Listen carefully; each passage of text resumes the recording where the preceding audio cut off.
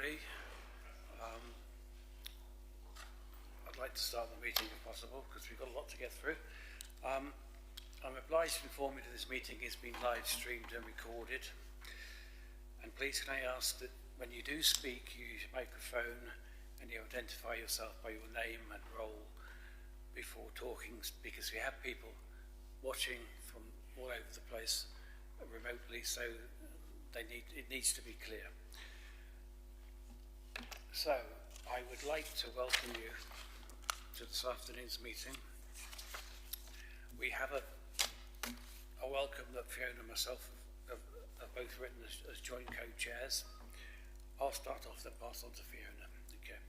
So, good afternoon, everybody, and welcome to today's joint Health Overview Scrutiny Committee meeting.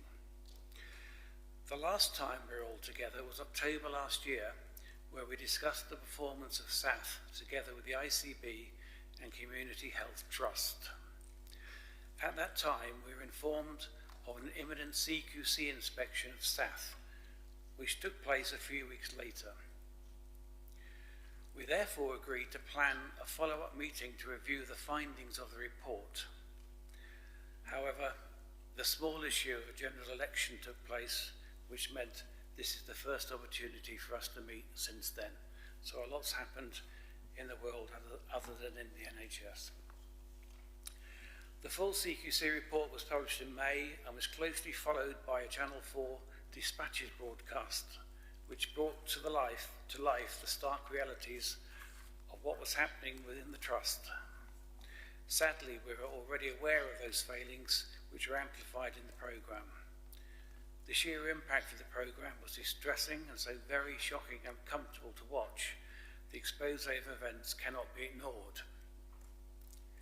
So we feel it only right and proper to include both the findings of the CQC report and the television programme in the agenda of today's discussions, because they are linked very much so. Before we proceed, both myself and my co-chair from Telford and Wrekin, Councillor Fiona Doran, felt that it is important to remind everyone of the purpose of our joint committee.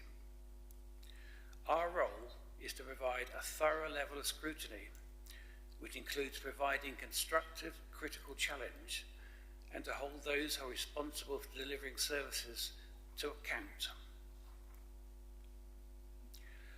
From our analysis over the last 10 years, SAS overall ratings have never ever been higher than requires improvement.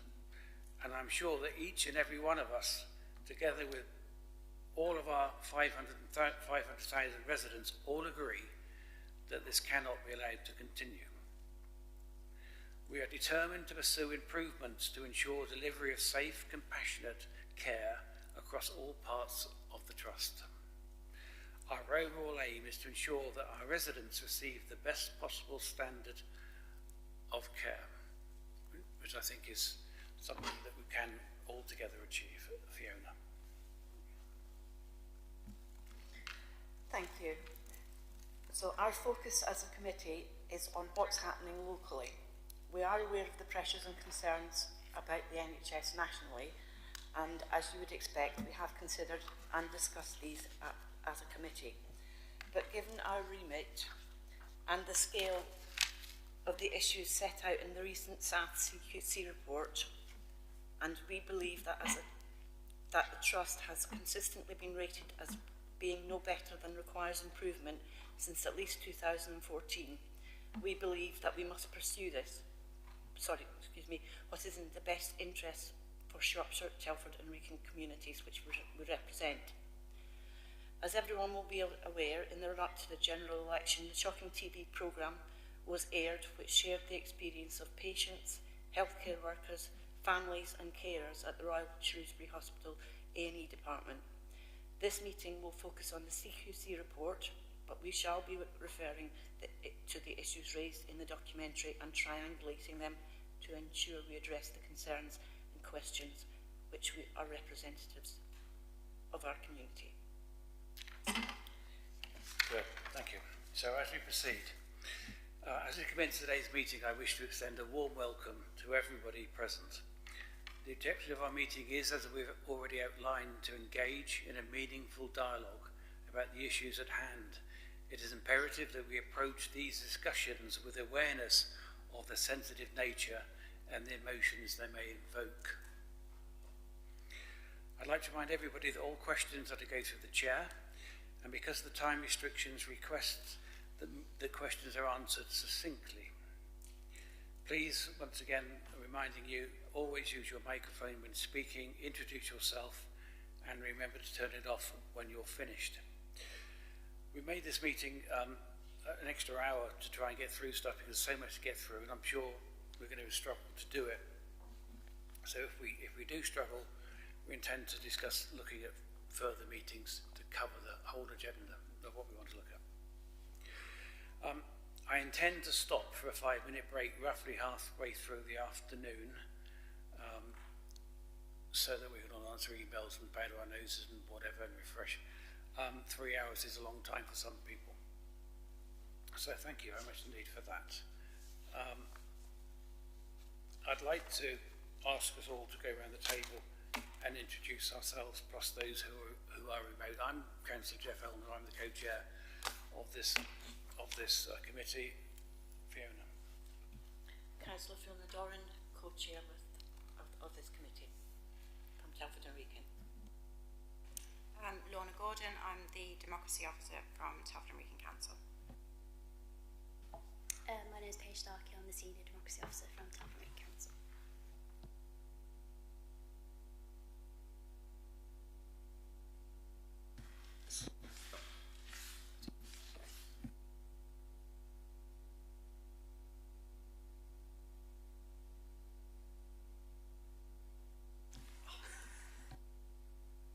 Sorry. Simon Froud, Director of Adult Social Care, Telford and Wrekin.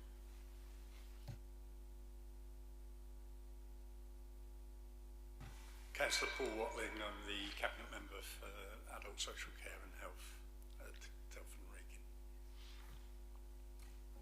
Helen Onions, I'm Interim Director of Public Health, Telford and Wrekin Council. Vanessa Watley, Chief Nursing Officer for Shropshire Telford and Wrekin Integrated Care Board. Good afternoon, everybody. Simon Whitehouse, Chief Executive, NHS Shropshire Telford and Wrekin. Hi, I'm Hayley Flavel, Director of Nursing at SAF. John James, Medical Director at SAF. Edward Towers, I'm Committee Member on the Scrutiny Committee for Shropshire Council. My name's David Sambach, I'm a SAF loyalist and I'm also the co-opted member for Shropshire Council on this committee. I'm Anne Mitchell, I'm another co-opted member for Shropshire Council. Hi, I'm Tom Dodds, I'm the Shropshire Council Scrutiny Manager. I'm Emily Marshall, Committee Officer. Sophie Foster, Overview and Scrutiny Officer for Shropshire Council. Good, thank you. Now we know each other. I'm sure we've... Oh, sorry. Apologise. Thank you. Is Rachel there? Yeah. Not yet, no. Thank you very much indeed, Dave. Okay, now we all know each other. Let's carry on. This is the first meeting for Councillor Fiona Doran, Telford and Wrekin co-chair, Councillor Edward Towers, Shropshire Council, and also the first of our new Shropshire co-optee, Anne Mitchell, who we've all just met. So welcome to everybody. Let's get going then. Item 1 on the agenda. You've all had an agenda. You've all got an agenda. Seems like good. That's fine. So we're now on item 1, which is apologies. Apologies, as far as I'm aware, have been received from Hilary Knight, Councillor Heather Kidd, Louise Barnett, and Nigel Dugmore. Any other ones? No. Declaration of interest, item 2. Are there any interest to declare? If so, please declare them now, or if something emerges during the meeting and you feel you need to let us know, please feel free to do so. It's important that we do declare any interest that could cause any future problems. Item 3 on the agenda, minutes of the meeting held on the 16th of May 2024, seems such a long time ago. Can these be confirmed as a correct record? Anybody want to nominate approval of those minutes? Who are here? Derek, thank you. Any second that?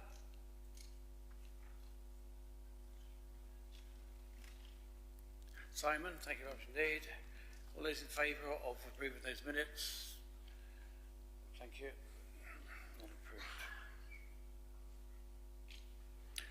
Right. Here's the big one. I get a rest, you can talk now. Item 4, Shrewsbury and Telford Hospital Trust. The following people are here to help us with this item, which you've already introduced yourself. We'd like to ask you some questions. We have some questions we've prepared. So I'd like to start off with David Sambach, who would like to ask our first question on behalf of the committee. So, David Sambach. Before I do, are you happy for me to refer to you in the familiar or the formal? First or second name? You don't bother? No? Okay. Do you accept the contents of the CQC report and the recommendations within it? Yes. Can you explain, or give an analysis, if you like, not explain, but give your analysis of why, since 2014, the CQC's reports for South have never been better than needs improvement. In actual fact, 3 of the 6 were inadequate, and 3, including your latest one, was needs improvement. What's your analysis of why that happened? So, if we take that time scale, I think having worked as a clinician at the beginning of that end and then increasingly as a management towards the end of that, I think I've had a reasonable spectrum of view. And before I go specifically to that, I think just coming back to co-chair's introduction, I think and I think it will be the case through much of discussion today, is that we agree with what is said to us, that we're, and particularly watching that dispatches programme, we completely understand the alarming nature of it and the impact that it will have had on residents and therefore both current and future patients. We don't consider the things that we've seen on that to be acceptable either, and I just wanted to make that really clear at the beginning. So I think the simple answer to that question is that we have always required improvement during that period. I think the focus of what improvement that we have required has changed a bit during that time, but has always been particularly focused on how we manage people who require urgent or emergency care. At times there's been more focus on some of the planned care elements, particularly around the quite rightly emotive subjects like cancer care, and sometimes it's got to the point where we feel we've really turned a corner over certain things like cancer care. For example, before COVID we were thinking really quite a positive position when it came to cancer, but I think throughout it there's always been this need to improve our care with regard to urgent and emergency. And I think the first thing to say, I'm not going to come out with a series of excuses. I can talk about the sorts of things that we've been trying to balance to get into that position. Some of it is recognising, have we moved fast enough in recognising the complexity of patients presenting to our hospitals. So if we look to when I first became a doctor, when often in hospital, the natural default was somebody stayed in hospital a long time, you had plenty of time to go through all sorts of things that might have been wrong with you and come to a conclusion at the end where everything you're quite comfortable that you'd reached a conclusion on. In modern day medicine, people have have a much more complex mix of clinical conditions. There's so much more we can do. And I think us keeping up with the increasingly frail population, increasing population with long-standing underlying diseases like diabetes, I don't think some of the things that we could have done as fast as other places have done, early intervention for frailty, for example, that we've done as well as other places. So that's one thing. I think some of the underlying things that have gradually got commoner over the years, we have not caught up with those and dealt with those as quickly as others have. And I think it's probably fair to say I don't think we have reached out enough and worked closely enough with some of our partners, and that's, you know, and I acknowledge that's a reflection on us. That we, I think, could have developed stronger relationships with some of our partners around us, social care, other providers, primary care, and I think that is somewhat of some regret. I know when I used to regularly do ward rounds at Princess Royal Hospital, for example, we had a weekly meeting with primary care on a Wednesday lunchtime, I seem to remember, and I think something's been lost in that about hearing pressures in and outside the hospital. So I think some of those relationships we haven't built enough on. I think you know, recruitment in certain specialties undoubtedly has been the theme, and I think particularly if you look at recruitment into emergency medicine, which is obviously for many people the first area of the hospital they first come across when they're very unwell. We have had difficulties recruiting in those areas. Could we have done more in terms of being more open-minded about the attractiveness of jobs? It's obviously a lovely place to come and live and work. Could we have done more over that? I think some of the sort of discussions we've had more recently with things like the ambulance service, not the ambulance service, the air ambulance, about can we be a bit more innovative about recruitment in some of these. I'm not sure perhaps we could have done those earlier. So I think to some extent we've been a little bit behind with a rapidly moving progression of the way healthcare is delivered, you know, along the way, you know, along the way, we've you know, probably not been joined up enough. I think some of probably the internal and external debate about have we engaged enough around, you know, 2 thriving hospitals? Have we done enough to engage over that, to give confidence and therefore investment into having our 2 thriving hospitals? And probably we could have done more with that as well. So it's rather a long answer, but I think I'm just trying to give a kind of a background to what's, I think, happened over that period. Okay. Chair, can I just... Okay, thank you, David. Yep. Can I just respond to that? Yes, you can. Do you want Haley to go first, or do you want me to respond to what... I was just going to echo, in terms of, you asked the question, is the CQC reflective of our organisation? So you asked, is the CQC reflective of our organisation? Yes, it is. Because the challenges that are identified in the CQC report are front and centre urgent and emergency care. And we know as an organisation that is our priority. Pre-dispatches, that was our priority. The CQC is also reflective because we've seen the improvements made in maternity. So I absolutely agree with you, David. Our overall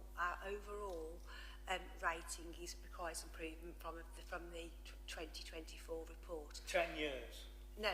But from the 2024 report, we've also got a good rating in maternity, a good rating in children and young people, and a good rating in palliative end of life, which is a real shift from that 2020 and 2021 report. That's why UEC, urgent emergency care and medicine, is an absolute priority of our organisation, because the CQC report is reflective. Before I go back to David, you just said, and I'd like to query why, you just said pre-dispatches, you were looking more to a different target, basically. No, sorry, I wasn't. So we know that urgent emergency care is a priority for us as an organisation. We have our urgent emergency care transformation work that started in 2020. Simon F from Health Watch. I know that you only just joined our committee, but that has been our transformational work. So pre-dispatches, the work was still going on, and the work was all aligned with the CQC report when it was published. But we also had the immediate actions following it. So all of the work that we've been focusing on is the work to improve urgent and emergency care. And when we talk about urgent and emergency care, it's not just within the ED department. It's what starts in the community, so alternative pathways, what happens in the ED department, what happens within our organisation to make sure that we are flowing through our organisation, and what happens at discharge. Urgent and emergency care is the whole pathway from pre-admission to discharge. Thank you for explaining that. Thank you. Well, does anybody else want to finish? Because I'll make a comment if Simon or Vanessa want to. So, look, I think you heard John set out clearly the recognition and comments in terms of the response to the dispatches programme, and I think that's a really important But place. that wasn't the question. No, I didn't. David, you said, did anybody else want to speak? So, so I think that's an important acknowledgement, Chair and committee members, in terms of that piece. You've heard John articulate clearly the areas where there is work to do, and the response to David's question in terms of and why might some of this not moved as quickly as people would have hoped for. And then you've heard Hayley really clearly articulate and explain why the CQC shows in a number of areas the progress that has been made. And let's be really clear, there are some elements where the CQC sets out clearly the progress that's been made, but also identifies areas where there is progress still to be made and required. And those are the areas that Hayley and John are saying they are front and centre in terms of that improvement work. But I would also agree with what Hayley talked about, that for us to get the urgent and emergency care pathway to be working in a way that we would all want it to be working, then that's how do we continue to improve and work with our communities through social care, our care homes, general practice, community services, and there is work to do in all aspects of that pathway, but equally Seth and Seth colleagues are really clear on the work that they've got a responsibility to deliver on and move forward on, and that's the work that's set out in the improvement plan and the work that's happening in terms of that. So that's... Thank you for explaining that to us. We understand that we all want the same thing, and from what John said, thank you. I agree. Dag, we'd like to ask us a question. Yes, thank you. Can we get some digging into some of the details from the CQC report? I mean, we're digging into the macro position, but that builds up from the detail. So if I can ask a few questions on the detail, focusing on the Princess Royal, and I'm sure someone else will do focus on the RSAs. And I'll do my best not to use acronyms or initials because they're complicating and the public might not understand. For instance, things like the Hospital Transformation Programme, which I tend to recognise a future fit. So I'll try to avoid those. First thing to say is, in terms of the PRAs, the group ratings given to children and people's services, extremely happy with that, very pleased with that, and also picking out one particular aspect of that. Also, obviously, end-of-life care came through very well, and as the chair of the Abbey Grants asked you in told that that's important to think I'm involved in. The maternity, again, congratulations on that one, although we have to acknowledge that that followed a pretty down position when you had significant resources allocated to you to improve maternity services. So moving on to the other issues, I'm looking at the series of things of must-dos, and so I think we can just do a quick yes, no, because on the must-dos, I presume you've done all those, because you have this, the initial report probably in December. Is that when you had the draft report from CQC? Thank you. So we didn't have the report, no. So what happened is we had the on-site inspections beginning of October, and they did 2 days? Yeah, 2 days on-site inspections and all of the core services. And then we had some initial very high-level feedback on that evening. And then we received a letter within probably a few weeks in terms of the areas of improvement and the areas of positivity. So that's what we had then. We had some... Yes, yeah, absolutely. And then what also we had is a conversation with the CQC, because at the time we had some significant challenges on our PRH site, and at that time we were caring for patients on a corridor, which none of us can be really clear want to do. It's the balance between the risk of an overcrowded ED, patients waiting for ambulances in the community, and also patients in ambulances outside the organisation waiting to be offloaded. Therefore, we had some immediate actions that took place then, and that all fed into our transformation work that we've been doing. So our transformation work, it is urgent and emergency care. It is overseen by our Chief Operating Officer, Sarah Biffin, who's been here before. I'm also part of that committee, and all of the work through that transformation work is channeled through there. So that includes any existing work and work streams. It also includes the immediate actions from the CQC and the actions following the publication of the report, the must and should do's. We've got a really robust action plan. There's 33 must and should do's in totality, and all of those are aligned.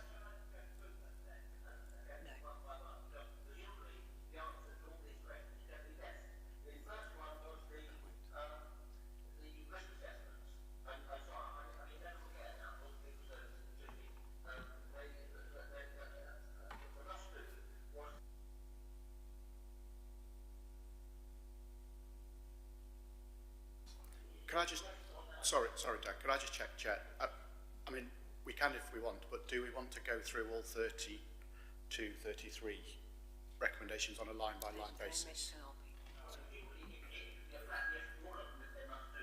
But they're in post, sorry. I don't think we've got... I just want to check, Chair. I don't think we've got time to go through everything in detail.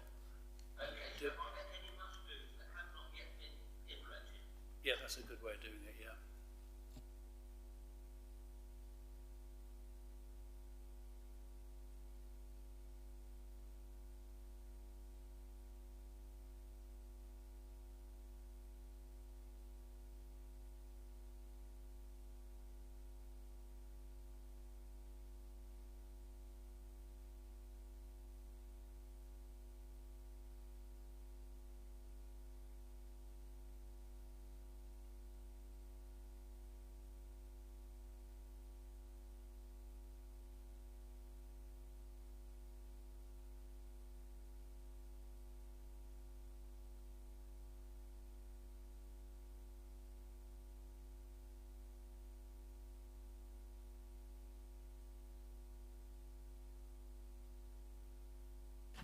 Thank you for the question. So those must and should do's are a part of our transformation work. If you require further information about what has been completed and what is still in train, we can provide that information.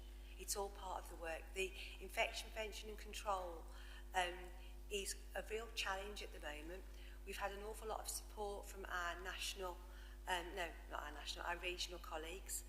We, as you can appreciate, have got a very overcrowded ED. When you've got overcrowded EDs, we've got challenges. Therefore, there's been an awful lot of focus in terms of infection prevention and control within the EDs.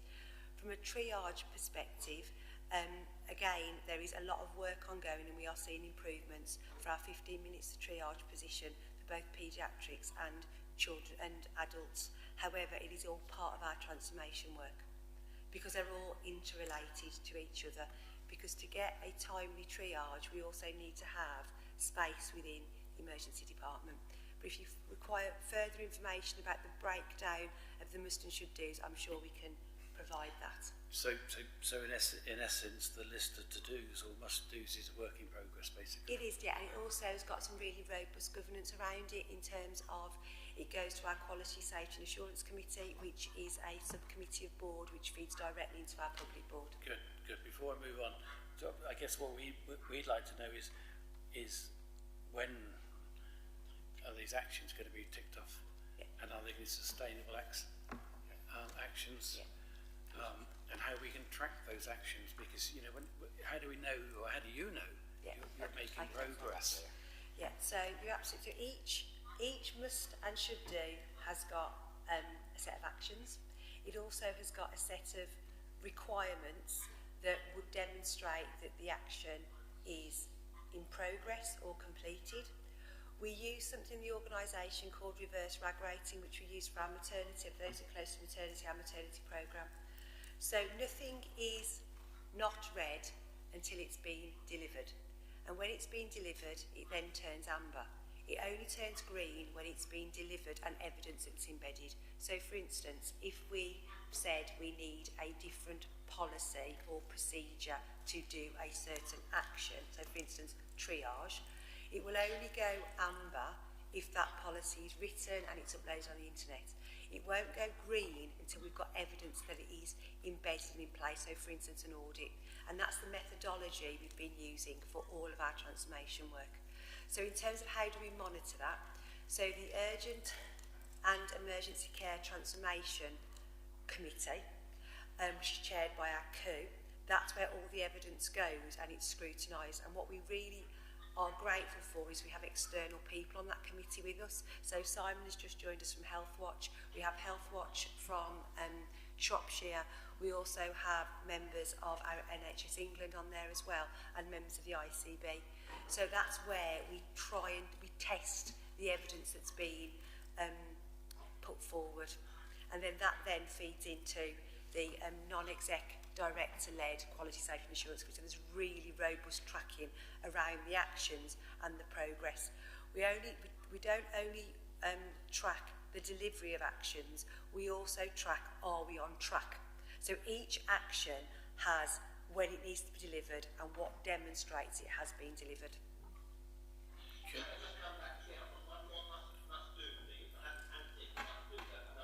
Last one, Dag, because we need to move on.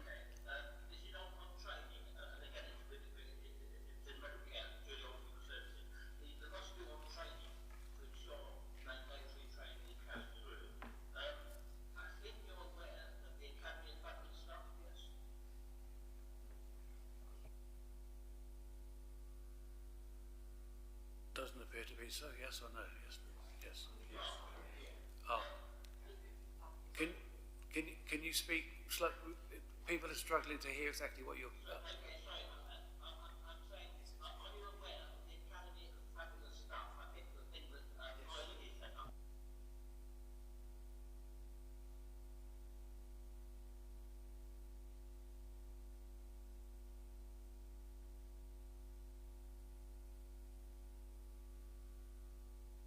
Yes.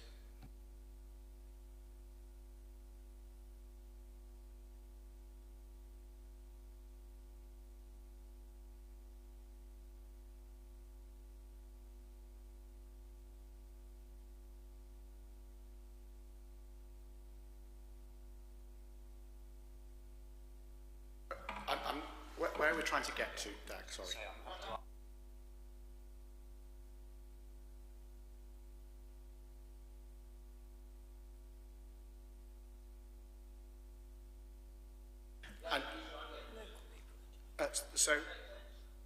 So it does make sense, and colleagues can come in and support.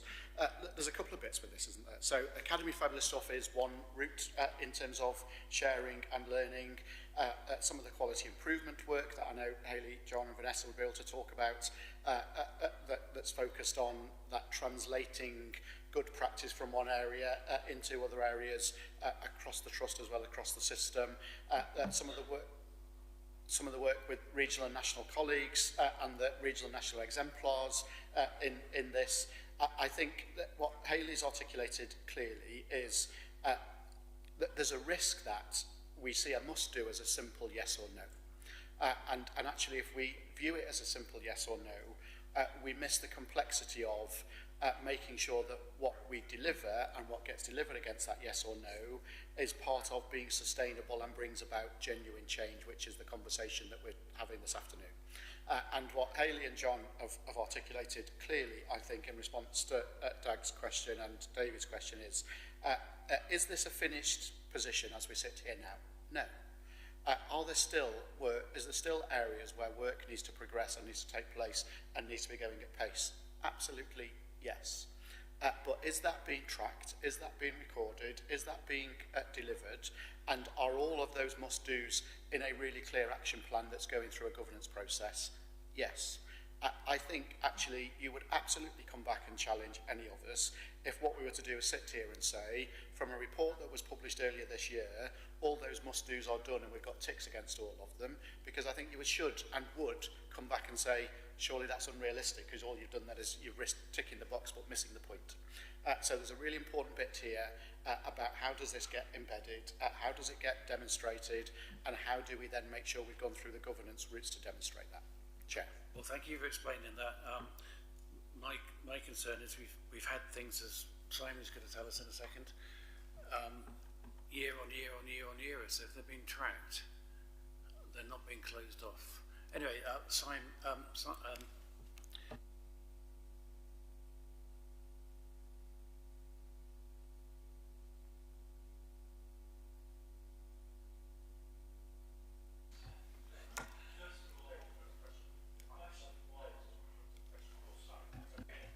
Thank you.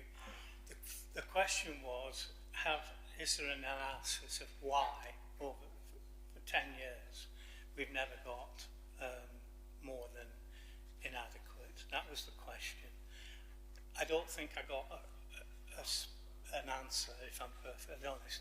What I would like to point out to the board, to the committee, is that the CQC publish data showing how many trusts are in the inadequate or the needs improvement bracket, and it publishes the other side of the coin, which is how many are in good and outstanding. The number in good and outstanding is roughly, I can let you have the details, and I'll certainly let you guys have the detail, shows that around about 75% of the stuff that they look at ends up in the good or outstanding, and 25% is in basically the less good, to put it politely.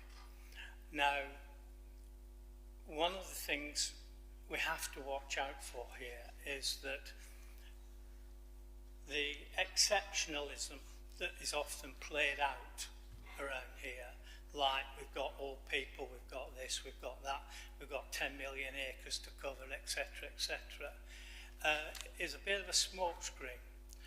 And the point being that we've had 10 years of failure, effectively, compared to other organisations. Every organisation in the NHS is under stress. There isn't one that isn't. So the fact that we were told that things are difficult around here, well, they're difficult everywhere else. And that's how I look at the performance. The performance, we've underperformed for 10 years. Other trusts that find themselves underperforming, more often than not, actually turn themselves around within about 2.5 years. The average time in the not good category is in fact 2.5 years. We've had 10 years of failure. Thank you, Chairman. John. Yeah, I'm sorry if I came across you. I don't recall in any of my responses describing this as being exceptional in the pressures on this. I think what I tried to, and I may not have got that across, I prefaced each of the examples by we were slow to, or we didn't adopt it, absolutely taking responsibility for not being fast enough over a number of things that have happened more quickly around the country. I would agree with you. The general pressures on the NHS have been pretty similar around the country. Yeah, I mean, and I'm sure some things where we are easier potentially than other places. It's just that we do. But you're right. We do. It's always the case that you should tailor your services to your residents, and that's because they do vary. But please don't take away that in some way there's something that is special or exceptional but we'll always comment on, we're trying to do this because of a certain thing in our area, because it would be wrong for us not to do that. But no, I mean, there are a number of things, and I listed some of them, that we have not adopted as fast as in other parts of the country. Absolutely, I agree with you. Thank you. Right. Sorry, Simon. I apologise. Got the right button this time. Ooh. This has slightly been touched on when in the previous question. So I was going to ask you what feedback you got during and immediately after the CQC inspection. And I think, Hayley, I recall you saying you got a phone call or a letter highlighting the good things. I guess what I'll lead on to the next bit that I was going to ask to give you the context of it, is I'm interested in finding out exactly what did you find out during and immediately after, so that then in the 6 months from the date of that inspection to when the covert filming went off, what actually were you able to address and do? Because that would interest committee substantially in terms of what actually have you done, and was it then actually found not to be the case in the Channel 4 dispatches programme? Does that make sense? Yeah, so just for clarity, we had the on-site inspection in October. We have immediate feedback in terms of findings on the day, and those findings were shared with myself, the executive team, on both days. We then received a letter a few weeks later that literally said what those findings were that we talked about, and then those go to public board.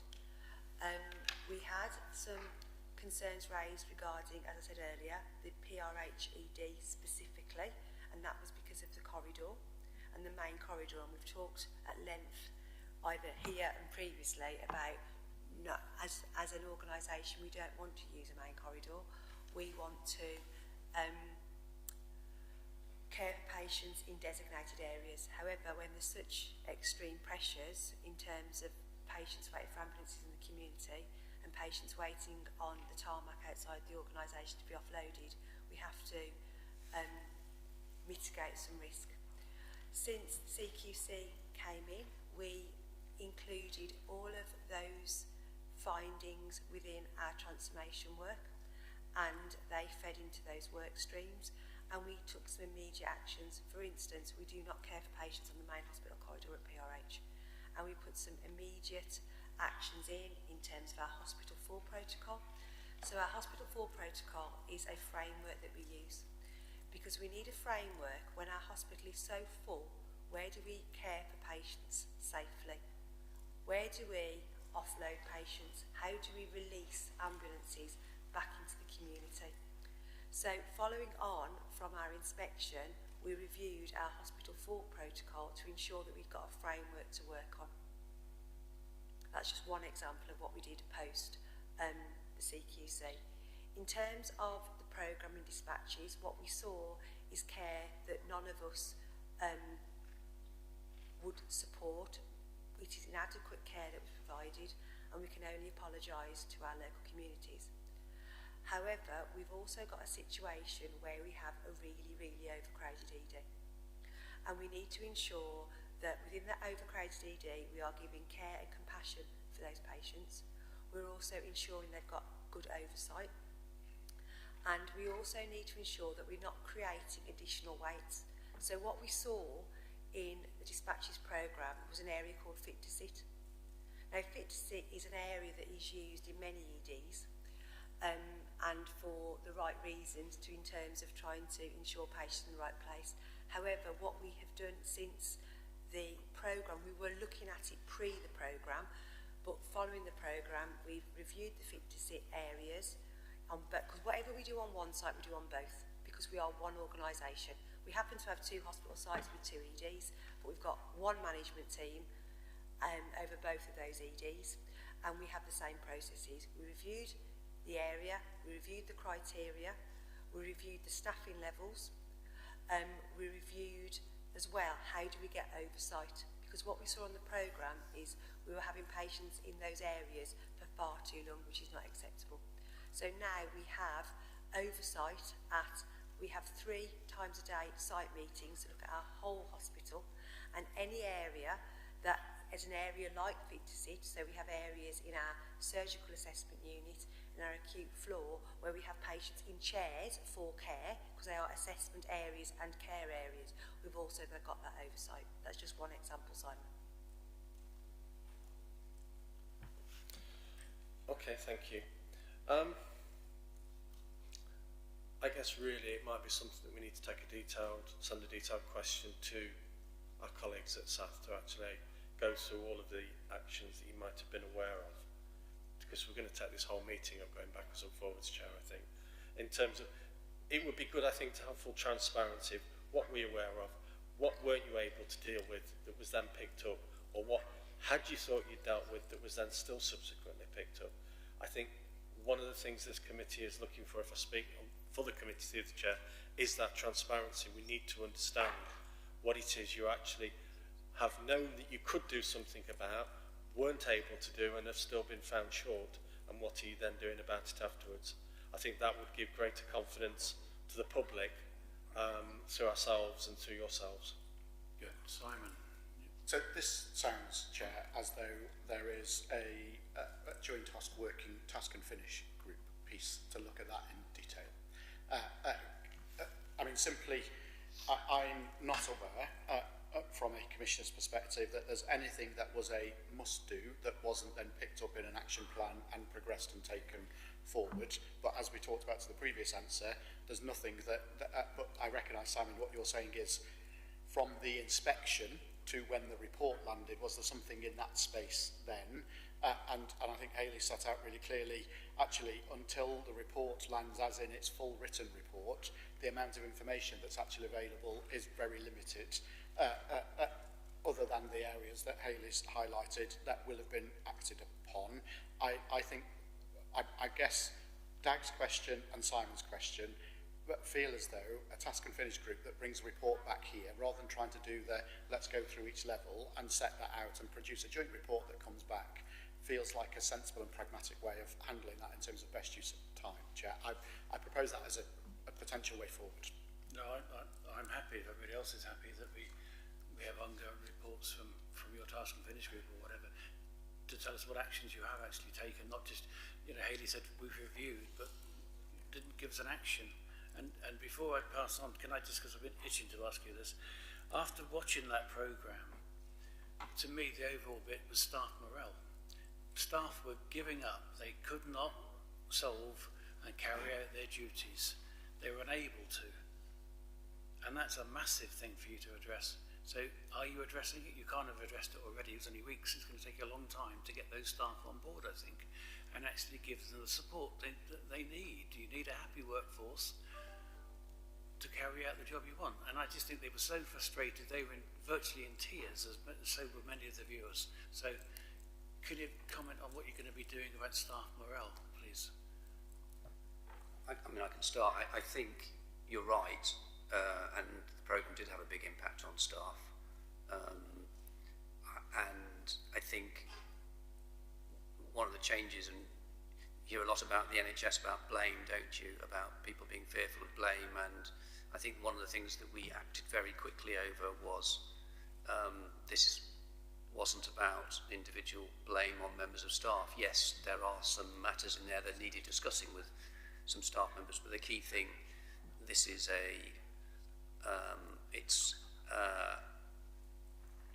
as senior leaders in particular, our responsibility to be providing the environment to provide good care. And I think, so part of it was recognising with staff, we're not going to come in now and trying to find some staff members that are responsible for this. This was a recognition on the particular days that various bits of filming took place, that we were not able to provide the care and we were not providing the care that we should have done. We've certainly learned a lot we need our staff to be able to have the state of mind and skills to be able. We learned a lot from the maternity review in terms of how do you keep a crucial service running while staff are aware of a lot of discussion around the care that they're providing in the background. So we learned a lot from that. We've got quite a strong staff psychology service which not a lot of trusts have their own separate staff psychology service, so we do have that. And then we have, what are they called? The immediate, yep, I think of something else. We have various responsive ways of dealing with things as they arise, supporting staff, so they recognise they are doing their best in difficult circumstances, but still being able to at the same time say, well, let's think about, despite that, how we could have done things differently. And you can see, if you go through that film, how we might have addressed some of the things that you saw in that film, because some of the things in there were about system stuff, and some of the ones about how do we help staff, despite all that, to be able to do their best. So that was Michael. Yeah, so we've got our staff working in a really difficult environment. So we've said through the last 50 minutes, we've got really overcrowded EDs. So we're working in environments that are very challenged, and they've been challenged for a number of years. So we have got part of the work that we do in our transformation work is that cultural piece, and that piece about supporting our staff, making sure they have a voice, making sure we have enough staff, making sure that our staff are competent and trained to do their role. Johnny's right, we put an awful lot of health and well-being within the organisation for our staff, because we've also come through a pandemic which has also had a real impact on our staff. We also work in an organisation that is an incredibly challenged organisation with lots of challenging things that have happened over the last, since I've been there 4 years, so the last 4 years. So Johnny's right, we've got a wealth of health and well-being there. We also ensured the staff were really supported when the programme was aired, because there were very upset staff about the programme, and very staff who felt that they'd had somebody in their team who was welcomed in their team, supported in their team, part of the team, that then ended up not being that person they thought they were. So there's elements of that we were trying to support as well. So from an exec perspective, I worked really, and so did John and Sarah, we worked very, very closely with the divisional teams to make sure that the support that we were giving our teams were the right teams. They also had that ability to say whether or not the support was the right support, not the right support, what else can we do. We're doing some further follow-up work, and I know Jenny is in the public gallery in terms of what else we can do, because we need to ensure that our staff have got psychological safety, because they haven't got psychological safety, that's going to impact. So that's really, really key to us. So we are working incredibly closely with our staff. Good, thank you. The other thing that struck me was some of the staff were wandering around to try and contact people who didn't have pages, simple things like that. I mean, are these things that you would expect anybody in a hospital that was going to walk away from the ward to be able to be contacted, and that for some reason they weren't? Is that something that you could maybe look at? Yes, do you want to answer that?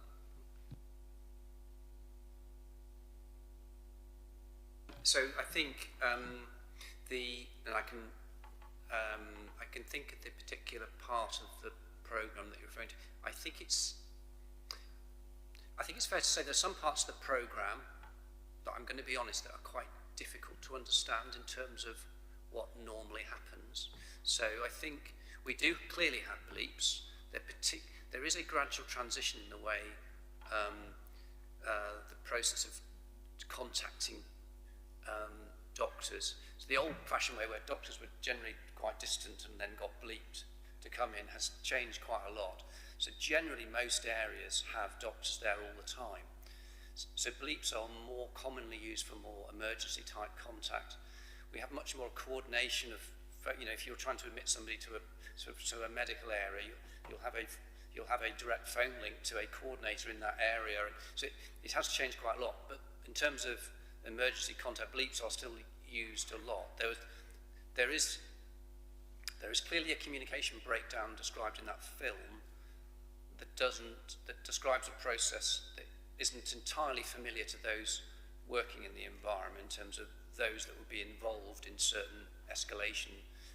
It's difficult to describe it any other ways. But yes, we have bleeps. Yes, we use them. It is one way in which we access doctors often, but sometimes other members of staff. But it's changed slightly the way hospitals work, so it's not used in quite the same way as they once were. Okay, so you do use them, but you didn't on that occasion, by the sound of it. Okay. It's really difficult. I think, as you can imagine, you watch it. 90% of when we watch that film, we would have the same reaction to everybody in this room and to residents of Shropshire, Telford and Wrekin. There were some elements of it when you're sitting working in any hospital, but also in your own hospitals, when you think, that doesn't quite make sense, trying to get behind what's happened there. And some of that we might never get completely to the bottom of, because it just doesn't quite match the way we know things work in our own hospital. That doesn't distract from the clear message from that. Don't get me wrong, it doesn't distract from the clear message from that programme. I'm just saying certain specific things, inevitably you kind of think, just that particularly doesn't quite make sense. But I don't think it doesn't matter, because there was a very clear message from that programme. It's just for some things, if you ask some very specifics about it, we might not be able to say, well, we know exactly what's happened there, because there are some things that don't fit with the way we know the department runs, and having, as you can imagine, spoken to an awful lot of people working in that department and tested our understanding, there remain some areas that we don't completely understand. But as that does not detract from the clear message that we received the same message that everybody in this room received, and others who had viewed that from within. I understand totally, David. John mentioned that, and I agree with this policy, that the hospital, the South, have a policy of learning from your mistakes rather than blaming people. That's your policy, isn't it? It's a yes or no. So the answer clearly yes. The only proviso I say is that the way to improve care is to have a no blame culture and a just culture. However, you've also got to always be mindful of, very occasionally and generally rarely, when somebody is not acting as they should and needs to take action. So you're absolutely right, and often the balance has been swung in the wrong way. Let's blame somebody, we can get rid of them, and that's wrong, because it's nearly always systems that cause safety problems. So what I'm saying is there's always an exception to that, but you're right. We have swung. We have exactly done that because it's been the right thing to do. That's your policy. This morning, just to refresh my memory, I watched that terrible programme, and one portion of it is a senior manager, I assume it was a matron, I don't know, going into the department, sitting down with staff and telling them everything they'd done wrong. You remember that section? In the programme, there was a piece in the programme where somebody went into A&E, I don't know who, I suspect it was the person was described as a senior manager, and went through a whole list of things where they were going wrong, and it was all their fault. So if that's not blame, I don't know what is. What should have happened, and what the style of the management should be, is to go in, talk to the staff and say, we're getting criticism about this, this and this. Have you got any ideas how we can put it right? That is the way to do it. Not sit in front of the staff and say, we're doing this wrong, we've had complaints about this, this and this. They got a right doing, the staff in that room. And what it all boils down to, Chairman, is all staff in the NHS, certainly at SATH, work in moral jeopardy. Does everybody understand the term moral jeopardy? Basically, it means you're always choosing between the least worst option. You're never technically choosing the best option for the patient. And it's quite clear in that department. The staff are normal in the sense of the way they interact. They seem to be quite friendly with one another. But all the time, day in, day out, they're put in moral jeopardy because they're always choosing the least worst, I say always, most of the time, choosing the least worst option. And the staff cannot be criticised for for being put in that position. Thank you, Chairman. Yeah, I think we were saying they were set up to fail. Well, they felt as though they were.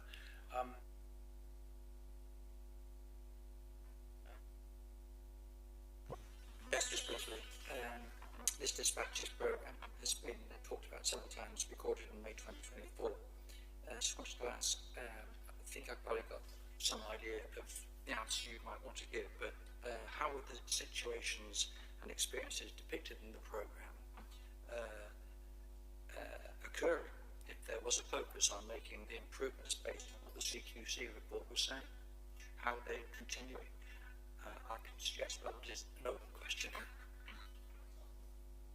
So, what I think you might have asked a question earlier, Simon, about did dispatches show us anything that we didn't know? No. We know we've got long waits in the ED. We know that we've had patients on a corridor. We've got policies wrapped around how we identify where we place patients when we've got an overcrowded ED and an overcrowded hospital. So what dispatches showed us is the challenges that we've got and the challenges that we're trying to address. So the challenges, what dispatches and the CQC have shown us is that we've got an overcrowded ED, that we need to address the whole of the urgent emergency care pathway, that we've got some areas of improvement because you saw a snippet on dispatches, and the CQC report shows areas where we're improving, but obviously areas where we've still got something to go. Following on from dispatches, it's also given us an opportunity to review our fit to sit area, and that was in process of being reviewed, but we've been able to do that more quickly. We've identified designated areas for immunocompromised patients. We've had support from our regional and our system colleagues in terms of certain aspects. So what we're seeing in dispatches was what we have been working on, because what we're trying to do, if it was as easy as I think Dag asked me earlier, has that must be done, has that been ticked, has that been ticked? The must-dos aren't put a television up, for instance, that would use, they are really complex elements of regulation, and all of those elements of regulation form part of our work that we do for transformation. I agree with John, and there's always a challenge. I always agree with John. There's a challenge of could you go faster, quicker? Where's your pace? Where's your pace? And we've had challenges with that with maternity over the number of years, but maternity has taken 4 years to get in the position that we're in, from CQC and from our Ockenden review reports, because we want to do it right. So the emergency transformation work, we've got to mitigate risk. That's really important. We've got to know what our highest risks are, and it is all part of our transformation work. I hope that answers your question. I don't know if it has actually, if I'm honest, as I was going on. Sorry. May I add to that, Chair? Only to just to pick up David's point about risk as well, and about balancing risk. I think so. As Hayley alluded to, we know we have overcrowded departments, and we know we have used corridors, and we have known that in order to lower the risk of patients waiting in ambulances, we have used areas that we're not set up for caring for patients. So what that does is it creates risk.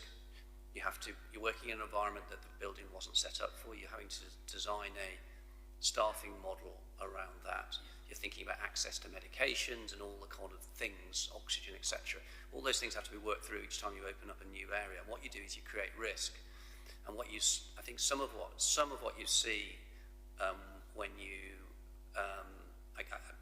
when you film in a department, you produce program, is you see when that risk is realised.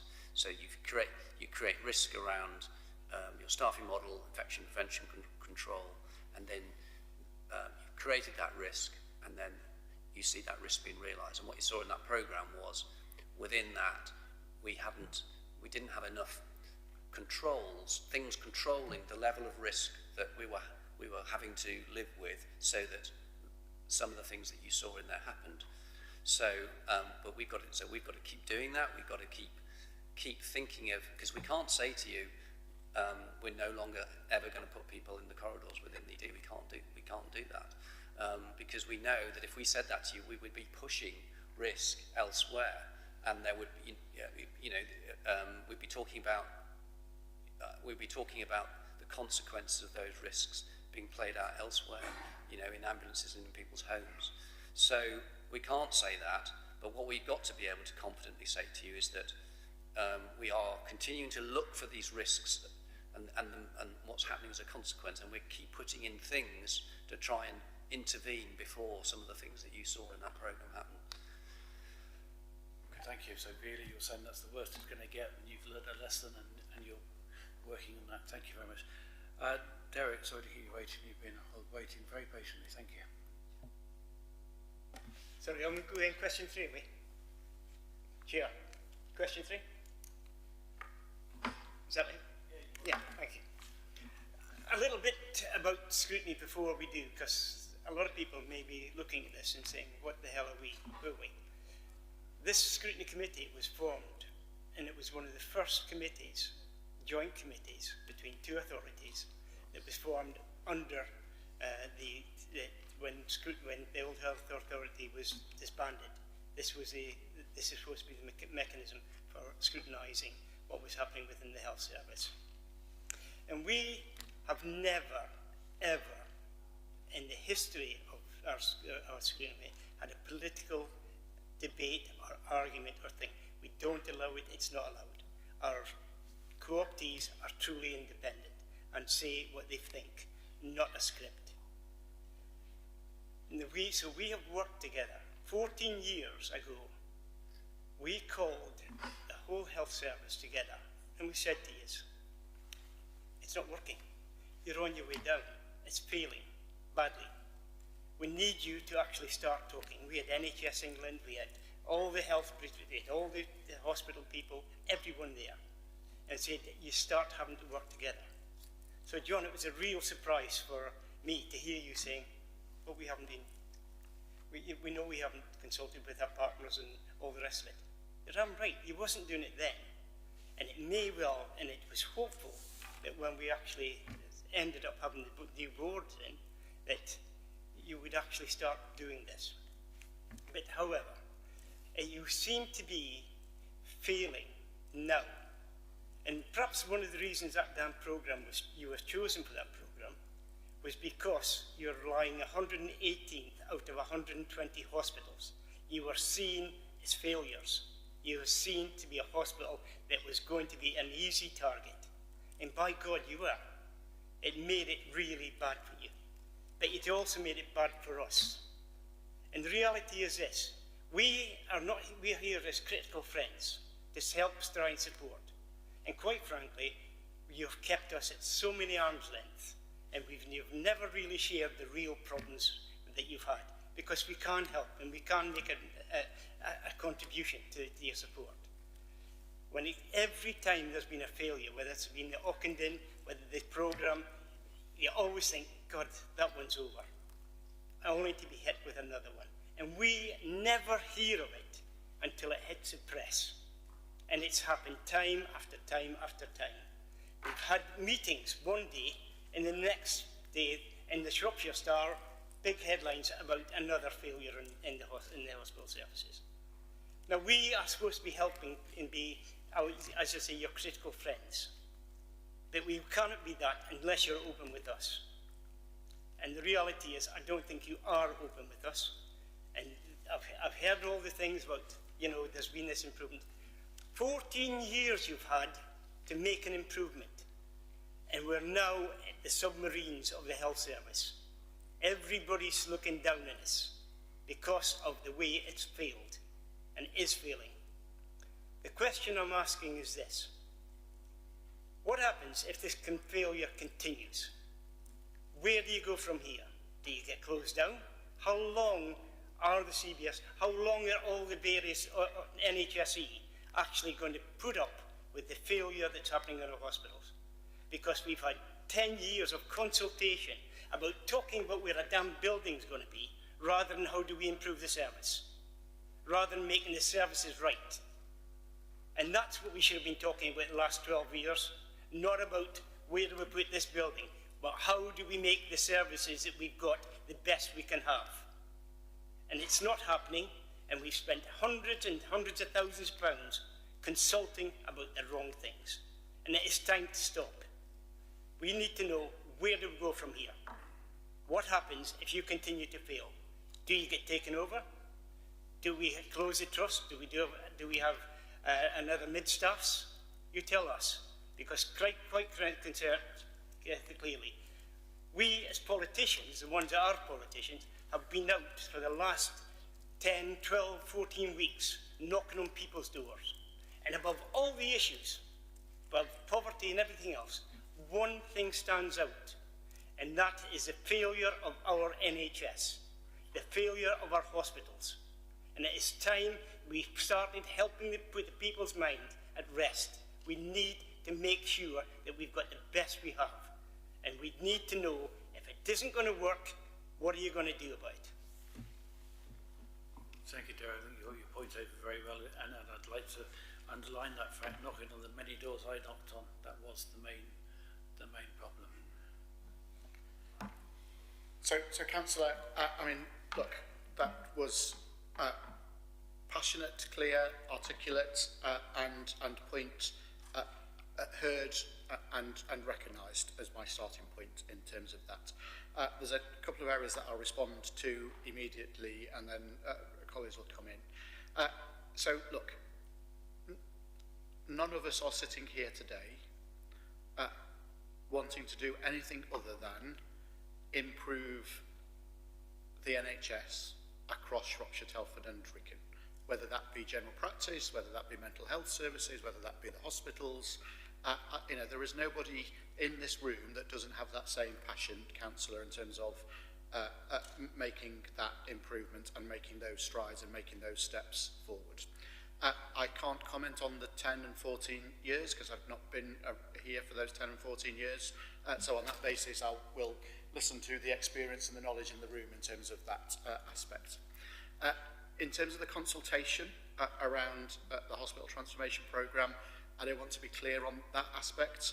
That consultation, because of the nature of it being a formal public consultation, was about services, wasn't about buildings. It ends up getting articulated in terms of buildings and we end up with the wrong conversation. However, I do believe we have an opportunity with the investment that's been made in that to change that dialogue that you've talked about, Councillor, in terms of saying, how do we move that into, so what do the services need to look like and how do we use that investment to get that to the right place? And I don't think we've got that bit landing in the way that we should do, and I think you're right about that. The second piece in terms of that for me is there is never a time where I've either sat in front of Scrutiny or sat in front, whether it's here or other areas that I've worked, or sat in front or health and wellbeing boards and being anything other than open, honest and engaging in terms of saying how do we work in partnership, how do we demonstrate the improvement and how do we benefit and bring the strengths and the joint work of partners around the table for best effect. So there is nothing where I'm sitting here where I'm thinking I'm not going to talk about that or not going to talk about that or hide or look to avoid, because that is just not what I stand for, Councillor, in terms of my personal role, the responsibility that I've got across Shropshire, Telford and Wrekin, and what my accountabilities are in that space. So the challenge of Scrutiny, and I would also recognise what you said at the start, you know, the fact that both councils have said how do we come together to do that jointly is a really positive one. But if there is work for us to do there where you believe it's not working in the way that you want, well then let's sit around that table and have that conversation to say what needs to change and what needs to be different in that space so that you don't feel like that, because that's not why we are coming here today and why we're sitting here and why we're responding to the questions and the challenge that you and other colleagues are putting forward. Because we recognise the value and the different and the positive difference that scrutiny makes. We respect that accountability.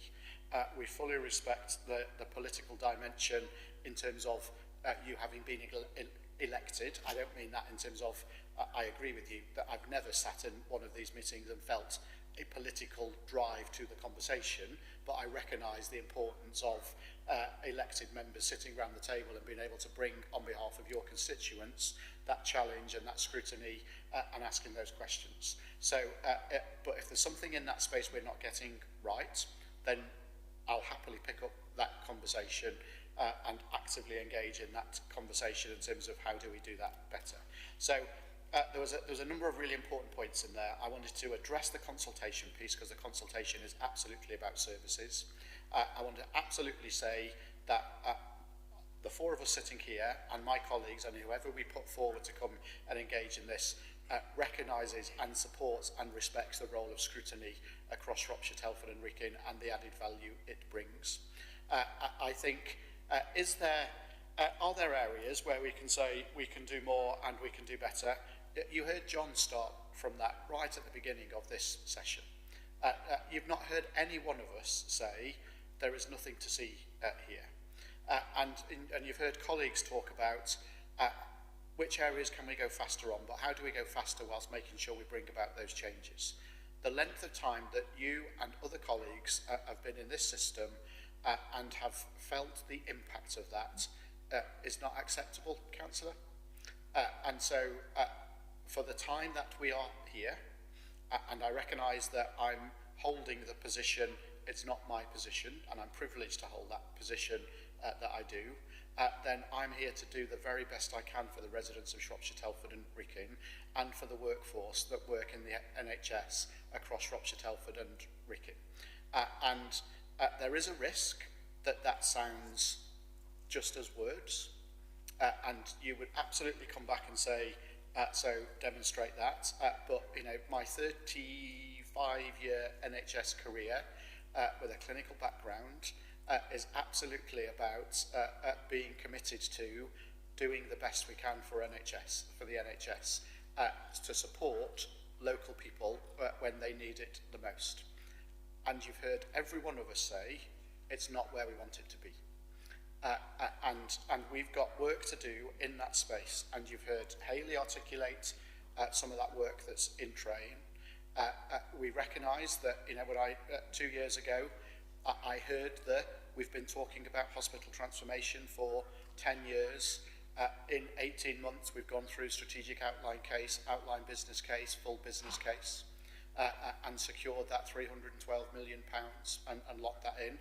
We can argue the rights and wrongs of service configuration and how do we get that right. And actually, I think we need to go back around that now to make sure that we maximise on that, and we talk about the service provision and we talk about the reasons why our clinicians are saying there's a reason that we want to consolidate services in a different way, and that's not a building conversation, that's a clinical conversation around the safe provision of clinical care and clinical pathways in a way that improves outcomes in the same way as some services now already go on fast track through to Stoke and to University Hospital North Midlands because of the outcomes you get for the interventions that need to take place in different centres.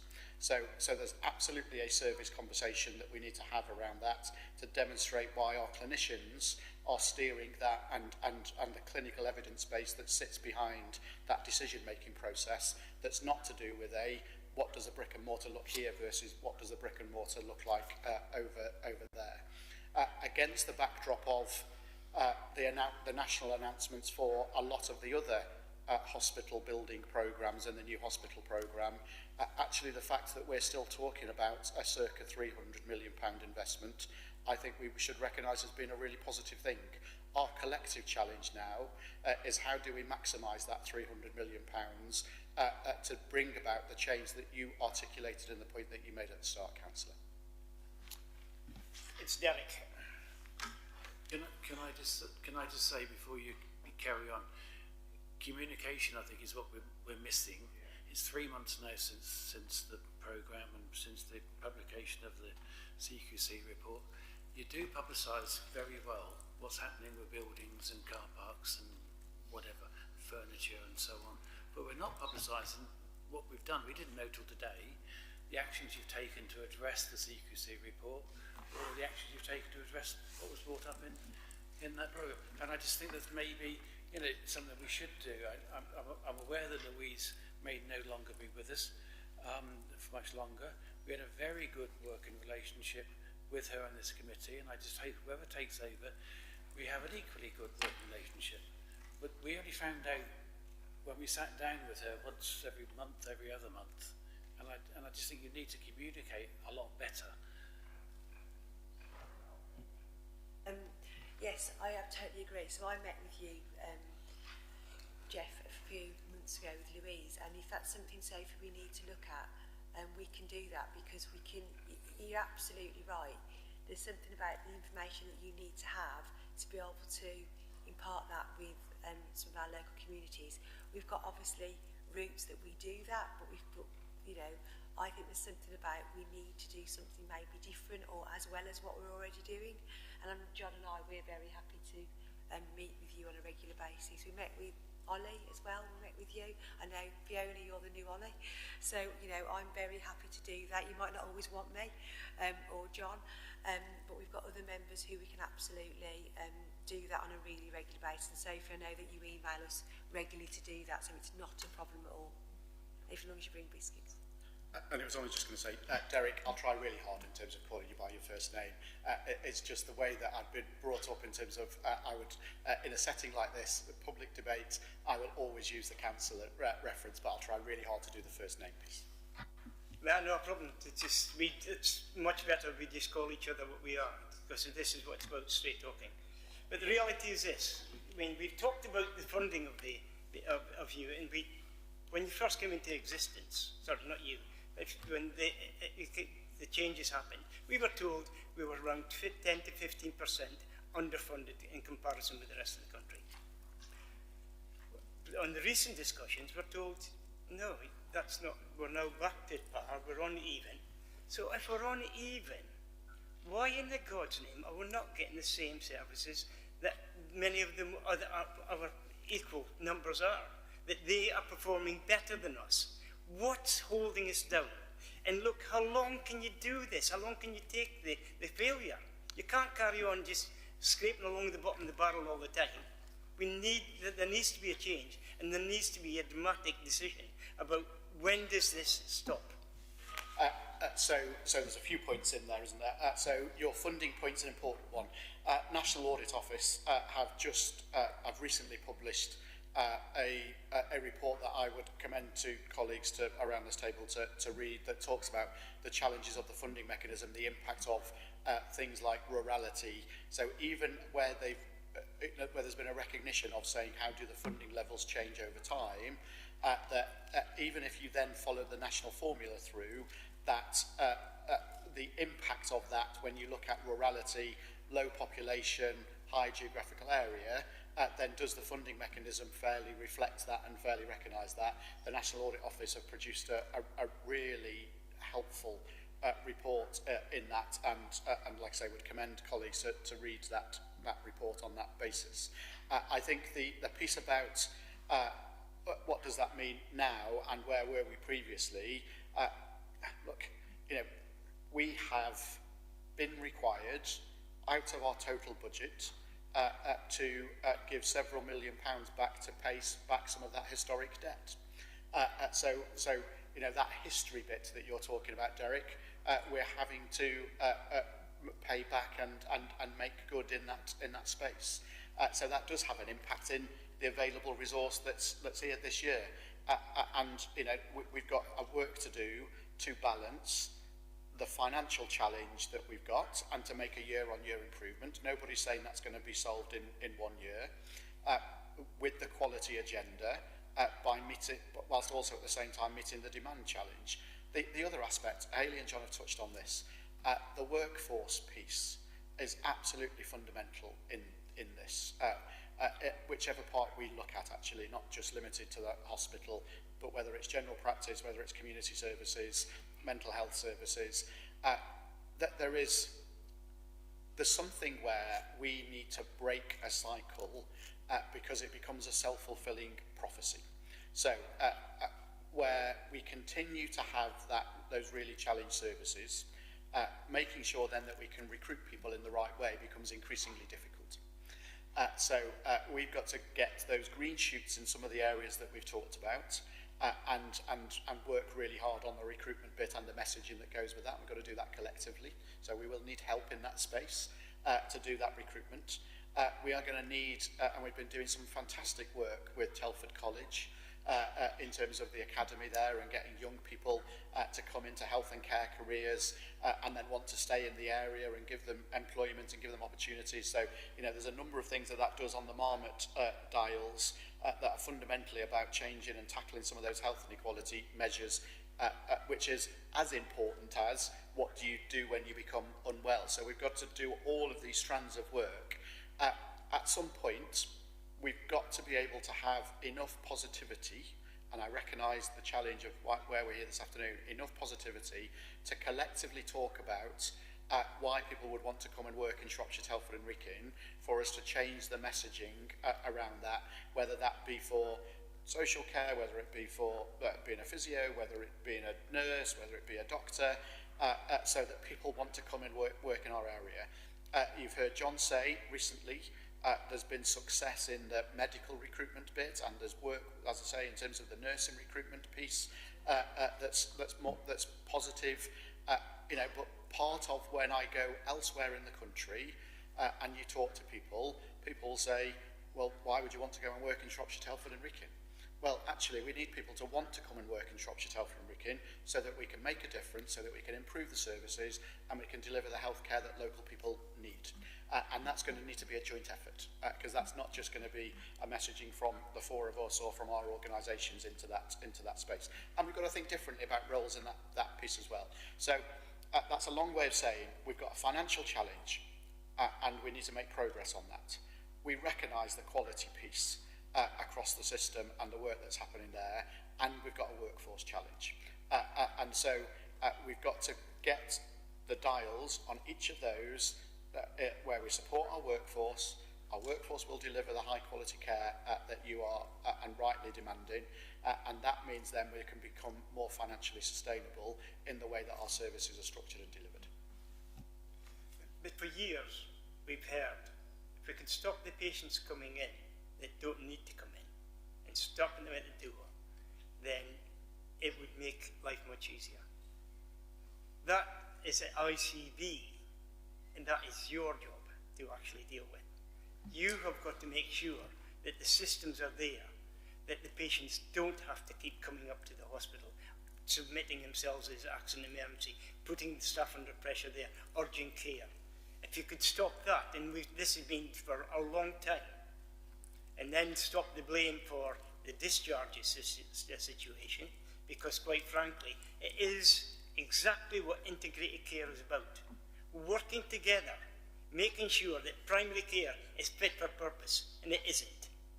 It's struggling. We've seen the recent reports on how the appointment systems, they're just not working. People, if you can't talk to your doctor, you end up getting worse. You end up getting much more ill. Then you end up getting put into an ambulance, which you'd have to wait 5 hours for at the present moment. So it's all about working together to making sure that when it comes to councils, that they are got the proper resources to be able to help and support the community in their homes, because that's where people are best at, in their homes. And making sure that when they can come out of there, is that they've got the proper care equipment in homes to come out to. Because quite frankly, I know that we talked about the discharges and all the rest of it, but they're still struggling. They're still a long way from being perfect. And we really need to, if you're going to do it, you need a proper system. But in prevention is far better than cure. Yeah, thank you. And what you say is absolutely right. There was a report done, there have been several reports. There was a report done before Christmas looking at why the emergency department is congested, and it absolutely came out with some of the things that you've said, that we've got too many people coming into the services, so what are we doing about it? So a work stream was created, and what that has done is brought all the leadership from across the system. So it's not just staff trying to stop people coming in, but it's all of us working together. What that's done is created 5 work streams. 2 of them are within SAF, looking at some of the standards in SAF and some of the communication streams. But some of them are really around discharge, making sure that discharge doesn't only happen in a timely way, because we know that working with our local authorities, we've actually hugely increased, and SAF teams as well working together with the Community Trust. Lots of increase is in what we would call complex discharges, so our older people that require some element of care, but also making sure that discharge is of a high quality and that people don't bounce back into hospital, which we know is something that can happen if you don't get discharged right. We've also got a work stream looking at alternatives to the emergency department, and there's a frailty one as well, and that's one that I lead, so I can particularly talk with some confidence on that. And there's several areas to that. One is making sure that people in our care homes have had comprehensive geriatric assessments, so that we have a care plan that meets their needs. So if they've got COPD, chronic obstructive pulmonary disease, there is a care plan that is in there that actually works to prevent them being admitted to hospital, so that you will see early triggers of when they're getting poorly, and actually can act then with antibiotics or whichever is a relevant therapy to prevent them deteriorating. Others are around having a frailty assessment unit, and we're working with the hospital with that, so that when people come to the emergency department, they can be streamed as soon as they arrive, mainly in an ambulance, but even if they come in as somebody who's been brought in, as soon as they arrive, they get to that triage point and they can say, right, you know, you've got complex needs, you're frail, and actually you'd be better off being assessed by our frailty assessment unit, which has got doctors, nurses and therapists that work at a really high level in there. So we've worked really hard, we've got that up and running now, and trying to make the best of that so that we get the right patients in there, and that's a learning process as we go forward, but we're really watching that very carefully. And the other thing is around strengthening the district nursing support. So we've got a big focus going on at the moment. We're looking at our district nursing service specification. What do we want out of district nursing, and how can district nursing and services that are around district nursing work to keep frail older people well at home? Ultimately, we need a longer-term plan, but we're trying to address the emergency issues or urgent issues around the urgent care process at the moment. But longer term, we need to be really ambitious, and we need to use more innovation, and we need to work with our communities to understand how we can wrap community support, voluntary sector support, work with our public health colleagues to make sure that we've got that real wraparound care, particularly of older frail people, that we know when they get in the emergency department, they're complex, they've got multiple health needs often, and they often end up staying in there for much longer than you know, we or the trust would want those people to stay in there. So we've got lots of work going on, but it is really proactive, and it is work in progress. But I couldn't agree more with what you said. Perhaps what we need to do is perhaps take health closer to the people, rather than the people closer to the health. And that means health hubs in all these communities, being able to work with councils, doing all those areas that will actually make it easier for people to come at the first signs, not the last signs. Yeah. Could I just come back on that? Is that okay?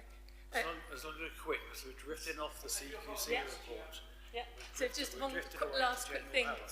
So we are working particularly close with the councils, and Shropshire Council and Stafford Meakin have both got work programmes up about actually bringing those multidisciplinary people around those communities and looking after wellness. There's been quite a lot of focus on young families initially, and safeguarding and making sure that people can access health visitors support. But actually we need to start and grow that now towards other parts of the community as well, who might have long-term conditions or frailty, and really get in there and make sure that our switch goes from focusing on what's happening in a hospital environment to looking after people at home in their communities and using the hospital when we need it. Thank you. Can I apologise, Chair, for taking so much time? Thank you. 3 more questions, and then if we need a break, then we can go for a break. Simon, Just very quickly, if I may, Chair, just a couple of things on Vanessa's point, but then bring back to maybe the CQC conversation, just to headline that. But just wanted to sort of reiterate, confirm what Vanessa's sort of just mentioned around sort of the community place-based approach. Certainly, Tanya, who's not here, who's the DAS within Telford and Wrekin, within Shropshire, I mean, we've had the conversation, so I think we're both aligned in terms of local authorities and our approach to that sort of place-based approach. Just a couple of things around some of those, if I may. So there's three chunks to this from my perspective, or our perspective. There's the sort of before you get into hospital, the admission avoidance, when you're in hospital, the process there, and then when we get out of hospital. So the admission avoidance, I think, is absolutely right, is that prevention, that early intervention.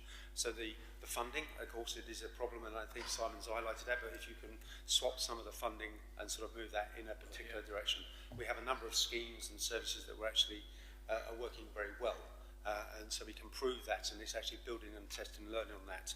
The sort of second bit around the internal sort of process, I think, I'll come back to that just in a minute, but the discharge, we are actually in the last 2.5 years the most better off in terms of no criteria to reside, and also people ready to go and discharge. Complex as well.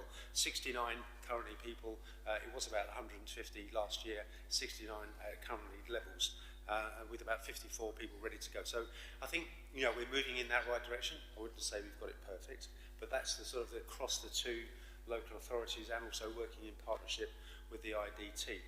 On the CQC sort of elements, and I just will sort of touch base on some of the things that have been mentioned today. From a local authority perspective, we've just held a safeguarding board within Telford and Wrekin, and which Vanessa and Hayley have been involved in. You heard some very, very difficult conversations there about real life and real experience, and I think from the local authorities perspective, but also working in partnership, is around that. How do we get the assurance? So we've got the processes, all things, policies, procedures. So there's that real life assurance for the individual. Simon's mentioned this, about how we actually listen to the person, regardless of whether it's in dispatches. I mean, I have to say that highlighted, yes, some key issues, and I think the points have been well made. But this is a longer term thing that I've seen, heard, about listening to the person who's in A&E or wherever, and getting that feedback, but then dealing with it in terms of the actions and the outcomes. And I think that's the sort of the assurance test. And certainly my teams will be working and are working inwardly as well as outwardly. And I think it's that important to make sure that the staff and all of the sort of communications, the relationships, I mean, I can go on. There's a lot of list of things here about how we manage collectively, but at the same time, the things are done right. So you don't have those waiting times, going back to that admission avoidance. So I think there's a number of things around the CQC, around how we assure ourselves, certainly in joint HOSC, but also locally going forward, so that whatever the task and finish group, there's an assurance there for people with lived experience, also giving that individual feedback and how we do that, because that's one way of improvement. So social care wise, we would have been, and there would have been a lot of issues with CQC, and I run services, and they would take more immediate affirmative action, as opposed to sometimes it happens in a hospital environment. So I'm living sort of on that. But I do think there's a CQC element here about this sort of feed into this and this sort of connection there. And obviously colleagues in CQC are going through a bit of a change, as we know as well. It's public information. So I just wanted to make that sort of very clear from a local authority perspective, and as the DAS, safeguarding and the process and the individual is our utmost importance to make sure the vulnerable person in A&E or wherever is supported, and the mechanisms are there to support that. So happy to sort of obviously work with our colleagues as a system partner, but also sort of take on board the comments today. Thank you. So the local authorities could do better to help people come out quicker and look after. Local authorities can help people when they come out, settle in the community easier and better. Yeah, we can do our bit. So thank you. Anne Mitchell. Talked about the transformation project you've talked about is all well and good, and you're all very familiar with it. I'm a patient. I don't see you. I see somebody on the ground floor. I see a nurse. I see a nurse if I'm lucky. I see an auxiliary nurse who are very good at what they do. how are they going to instill in me some confidence that your transformation programme is going to improve things when I turn up at A&E? Because there's nowhere when you go in A&E that says, CQC said this, we're doing that.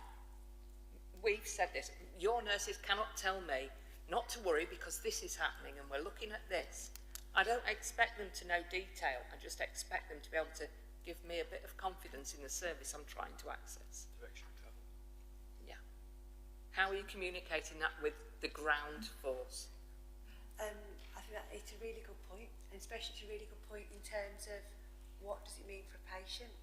So going back to maternity, we've got a you said we did type of thing, and also the improvements that have been made off the back of the Ockenden reports.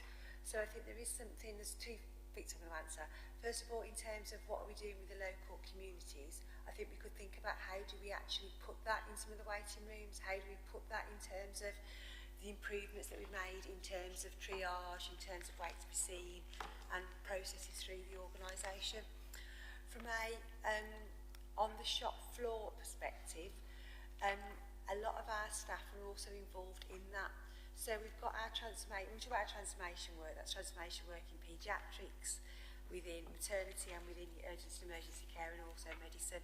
And a lot of our, majority of our work streams are led by clinical people, and they also, sorry, go on. But at what level are they clinical people? They're led, so for instance, matron level, so they are shop, no they're not though, so they're shop floor level, so matron level, but they also involve other people within that, so our band 7s, it depends what that work stream is, so there are lots of different programmes of work that involve lots of different people. There's also a really important communication plan as well, because you're right, there's a lot going on in our organisation, and the CQC have said that, and I'm sure you've all read it from the whole 247 pages. What the CQC have said is you've got a lot going on. You've got a lot of transformation, you've got a HTP, hospital transformation, you've got financial challenges, there's a lot going on, so it's really important. Again, you're saying that ground level workers are involved. I'm talking about the people I see as a patient are not ward managers, they're not matrons, they are HCAs, they are staff nurses. Yeah. So what we, sorry, I think your point's a good one. Yeah, absolutely. But I don't think that's limited just to the hospital. And your point in terms of saying, how do we get the communication bit right so that wherever your interaction is with the NHS in Shropshire, Telford and Wrekin, then you get some feeling of confidence because there's a knowledge of actually we're on that improvement direction of travel, and this is what's going to change, whether that be general practice, as somebody's referenced, whether it be in community services. So I think that's a really important point for us to take away in terms of your feedback in terms of that space. So thank you for that. Dag, you'll be pleased to know your question is about to come out now. Okay, thank you, Chair. This is going back to the starting thing.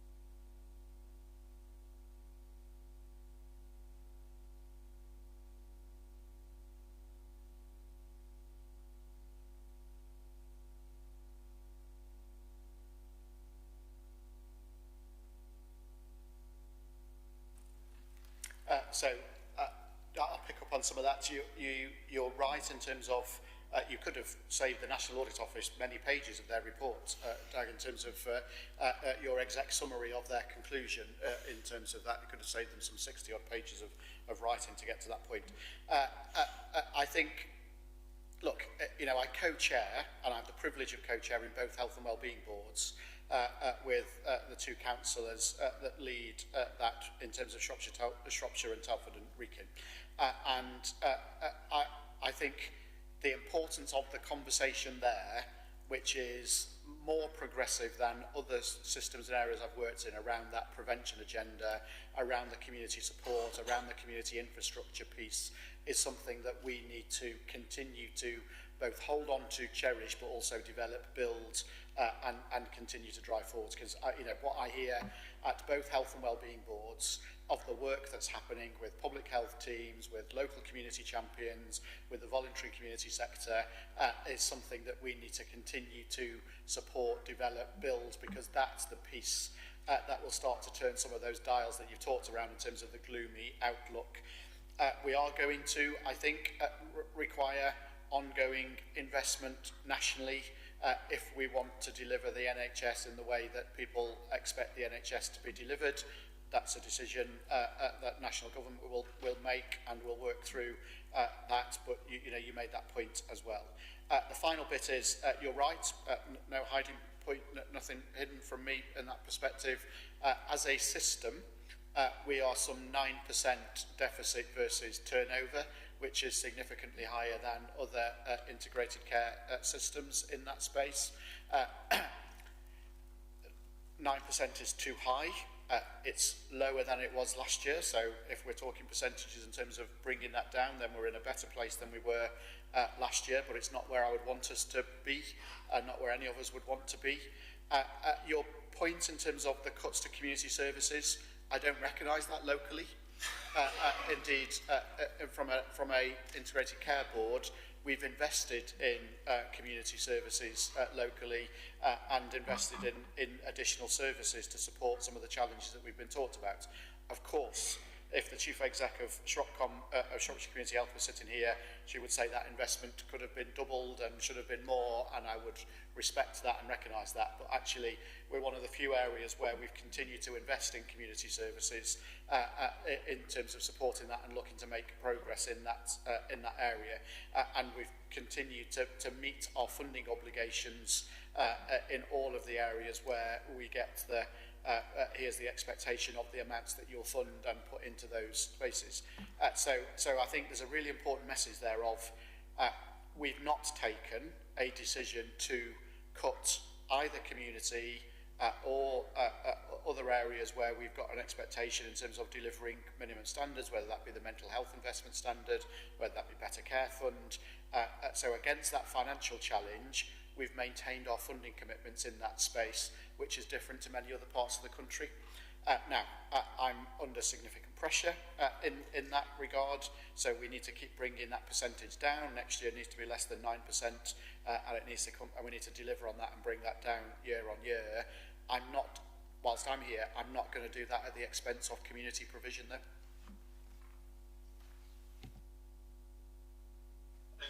Thank you. You're happy, are you? Good, okay.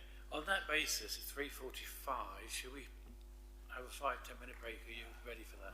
Okay, let's break for, come back at 5:02 then, please. Thank you.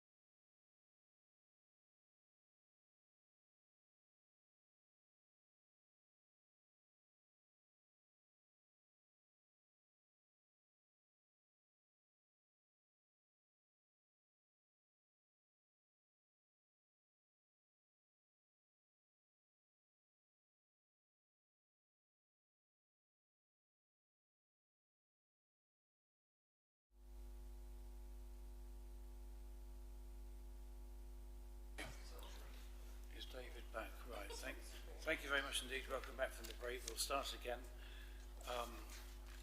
We're taking about half an hour a question, so I know David's got 151 questions, so we're going to be here a long time. No, so David Sambach asking his next batch of questions. Thank you very much.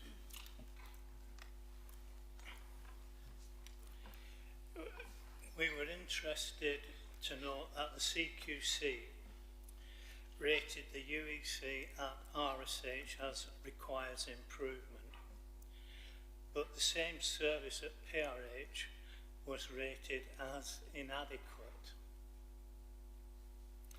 How could the same service, and of course you pointed out earlier on, Hayley, that it's one organisation's two hospitals, how could the same service operated by the same trust on two sites achieve such different ratings? In other words, why is there a difference between PRH, which was rated inadequate before and has been rated inadequate for quite a period of time, which makes me displeased. So these ratings are unacceptable to our communities, and what are you going to do about it? Yeah, thank you. In terms of the different ratings, I think I might have alluded to that earlier. So the challenges on the PRH site were relating to, I've got to quickly check in my, was relating to safe and responsive. And as I said to you earlier, I think the CQC report is really reflective of our organisation, where we are and the challenges that we've got. In terms of the RSH site, safe was rated as requires improvement. From a PRH perspective, the safe rating was with regard to the corridor that we're using. I said to you earlier, the main corridor was in use for caring for patients, and I've also said that none of us think that was acceptable, but that was the way at the time we were trying to balance risk. So that rating and the safe element of it was with relation to the corridor care. In terms of, we are one organisation, we have got one exec team, we've got one divisional team, well not one, we've got 4 divisional teams, but in terms of the urgent and emergency care and medicine, it is one team. The systems, the processes, the policies, the workforce are across the whole organisation. The challenges are quite different in both EDs. So the RSH ED is slightly bigger, it's a little bit more tricky to get around and logistically get around because lots of things have been built on. The PRHL have got different services and within the hospital, not the EDs, and the PRH ED is combined to probably a smaller footprint. So even though there's commonalities, there are significant differences, but the main rating change was the safe rating, and that was down to the corridor, and as I explained probably a couple of hours ago, is we no longer care for patients in that area because it is not acceptable. So the odds of being in a corridor are higher at PRH than they are at RSH? The odds in being, the odds that I'm not a betting woman. There are challenges in both. There's challenges in both EDs. There's challenges in both hospitals because we talked earlier. The UEC pathway is all the way from the community to all the way out again with the bits in the middle. So what we need to, and we know that we've got some challenges with demand and capacity. We know we've got challenges with the bed gap. We've got lots of challenges. So what we need to ensure is that our processes are right so we don't have to deliver corridor care. If we have to deliver care out of designated spaces, we need to ensure they are, as John said, equipped to deliver that. Would you like to tell the committee what you've done at PRH by way of moving things into the Malling Health Centre? The urgent emergency care? Yes, happy to. So there is something about how do we I thought you were tricking me then, David. So, yeah, so we've had lots of movements because we've got what we've got. We've got our footprint. We've got really overcrowded EDs. We've got lots of challenges. So one of the things that we've done is we've got urgent and emergency care. No, it's not. Urgent Treatment Centre, UTC.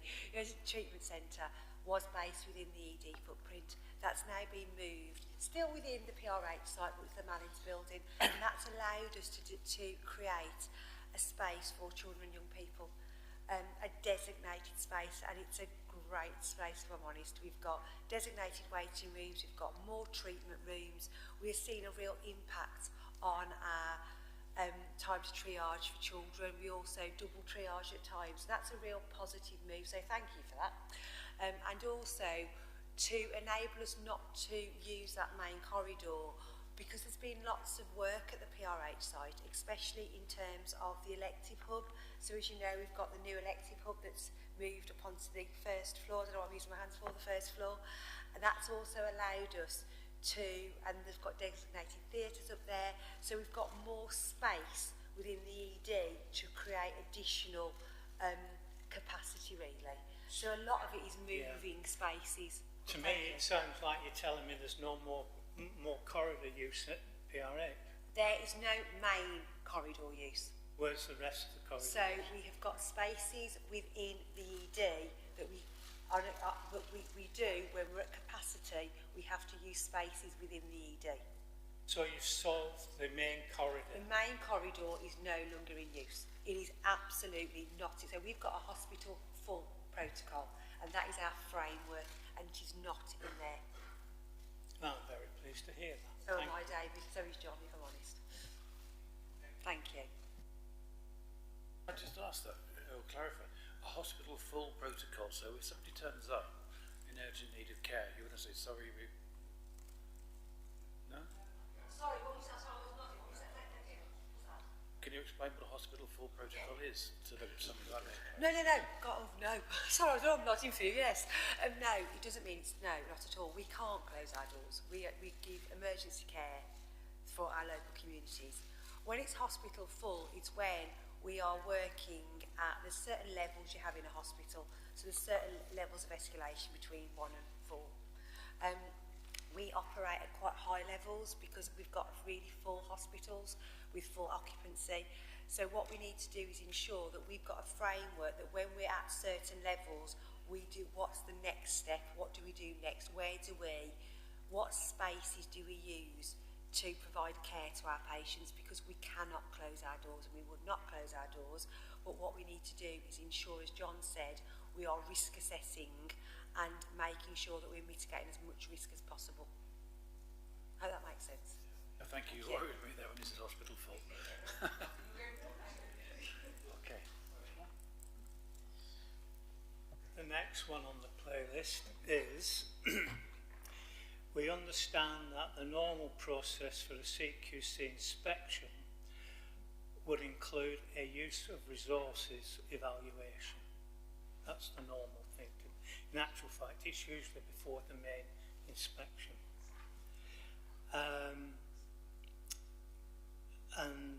Did you get a copy of the use of resources report? And can you tell the committee what it said?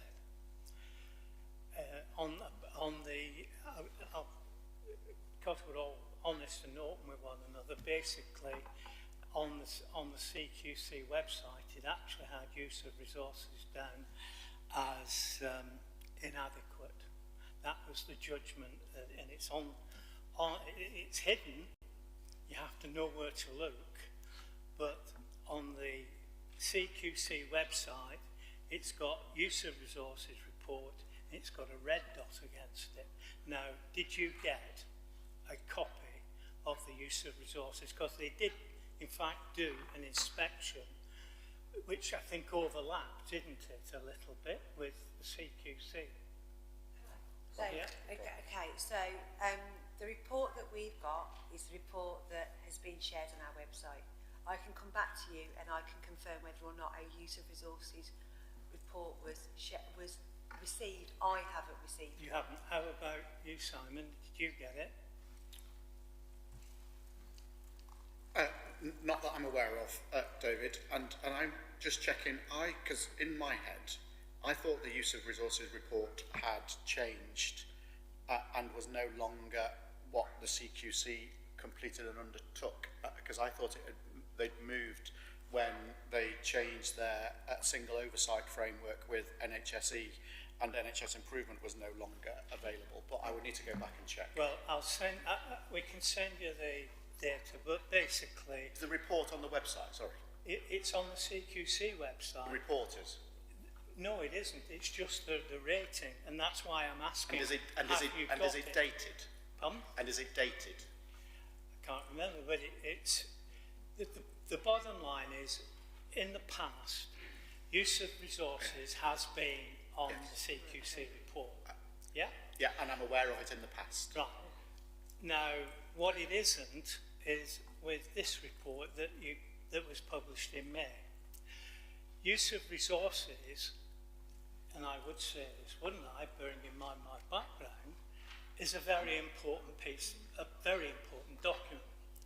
And you're down as read, but I can't.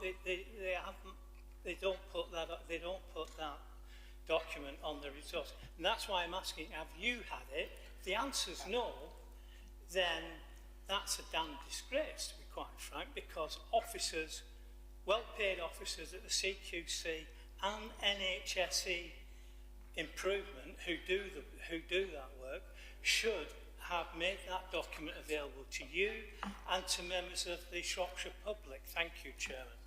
So Chair, I think this is one to come back on, because I think we just want to go and check, because, as I say, in my head, but I don't want to misquote and mislead the committee at any point, I felt that had moved on and there was no longer use of resource report in terms of the CQC assessment, which is why I asked for the date clarification. It's one we'll come back to the committee, if that's okay. I'm happy with that, thank you.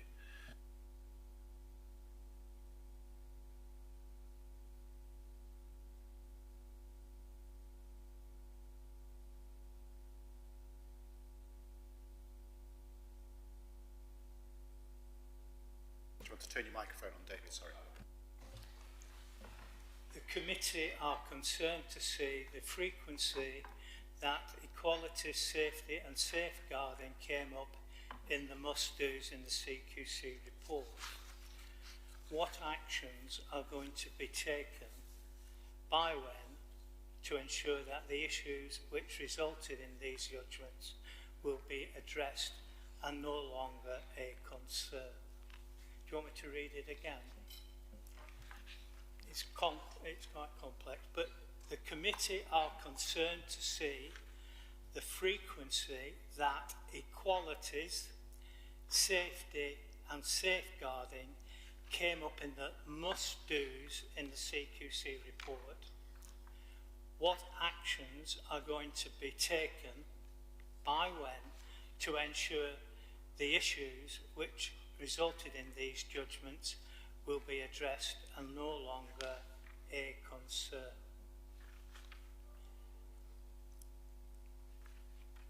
I think we might need to come back. I think, because we can think of elements with regard to safeguarding that were described quite positively in the report. I think what we need to do is to coming back to what we said some time earlier in the meeting. We might need to come back to you on some of the specifics of that. Maybe we need a bit of dialogue outside the meeting just to be really clear about what you're referring to. Okay. Is that okay?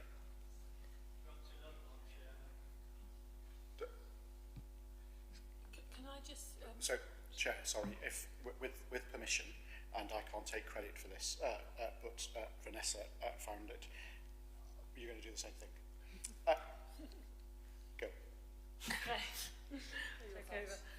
Okay, so the way that safeguarding works in the system, we have designated safeguarding leads that work at the ICB that assure the safeguarding services across health, and they actually then are really key players in making sure that all those people that are named safeguarding leads in the system for health are working to the similar policies and are behaving in the same way, so that they're safeguarding our adults and children going forward. So we have that real leadership there. We have, I've got the safeguarding issues in front of me. They are across children and adults that are in the report. We have had triangulation meetings with the safeguarding team at SAF, and we are really confident that they are really on the wards, so they are very mobile, very visible on the wards. Hayley can tell me whether that's been something since the CQC report or whether it was there before, but they are really, really keen that they're out there all of the time. We are safeguarding designated nurses go and check that, and they go and work with them alongside them. We also went into the emergency department. We've done 2 visits to the emergency department since the dispatches, visits 1 to each. As we said earlier, some of your teams have been involved in those, and safeguarding has been something that we've absolutely had a focus on. So at Shrewsbury, we had our designated adult safeguarding lead, and we had the head of safeguarding from the council, and the same at Telford, so we just duplicated but with Telford personnel, so that worked. But our same designated adult lead, they checked with staff, they asked staff to explain the processes, the escalations, they asked staff about the policies, how they identified safeguarding, what they were constituted safeguarding. And apart from one agency member of staff that just lacked a bit of clarity on one issue, all of it was really assured, and we've heard from both councils since. And in fact, we just heard earlier today, Simon and I and Hayley from our colleagues in Telford and Wrekin, that they are absolutely assured on those safeguarding practices in the emergency department.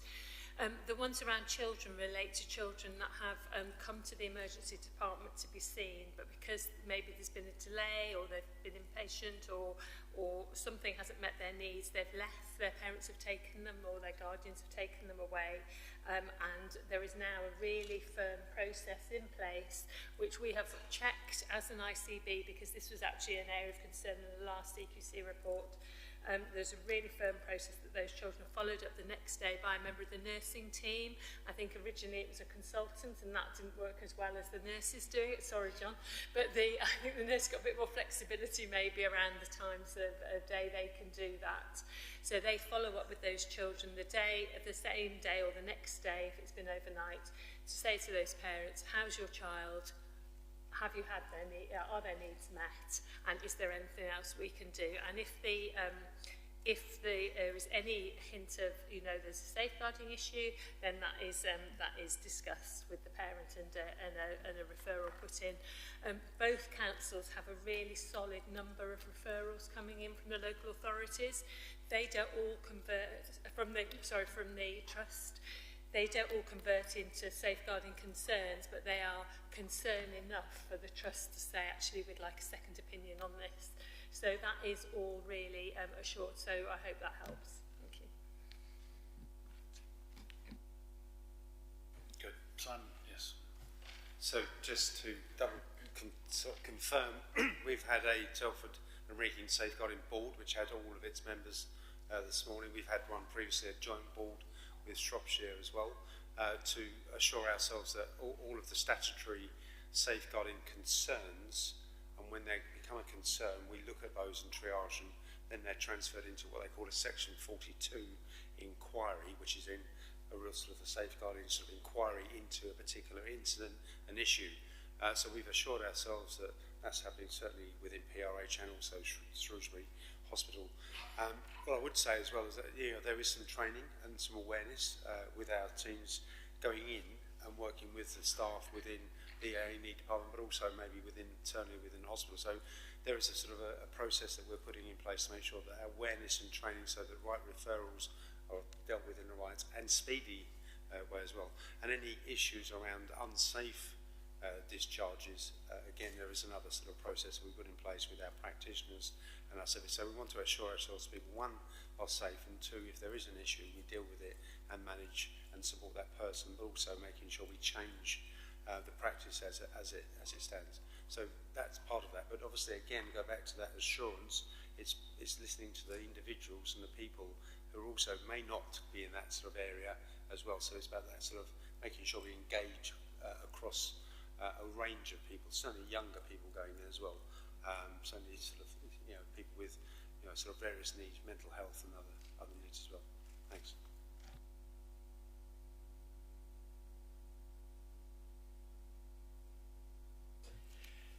You've got a list of must-dos, and we agreed we're not going to go through each one.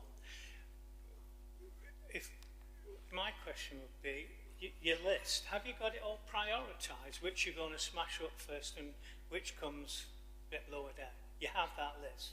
Do you want to share it with this committee?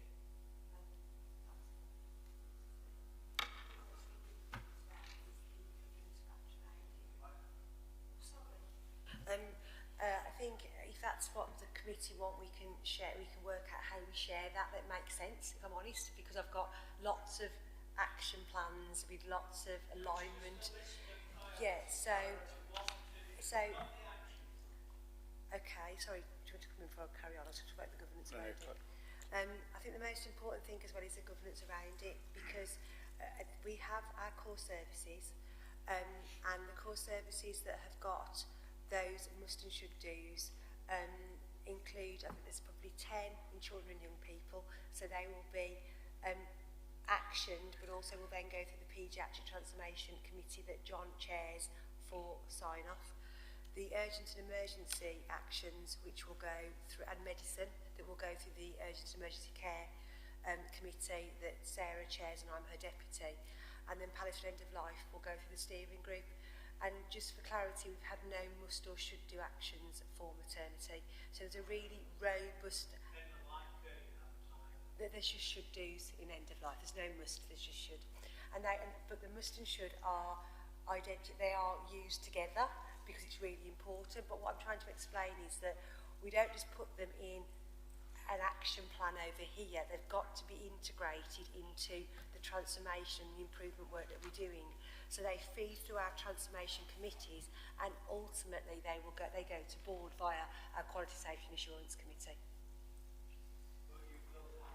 Yes. Yeah. Which they will share with us, which I'm sure they will share with us. Yeah. Simon.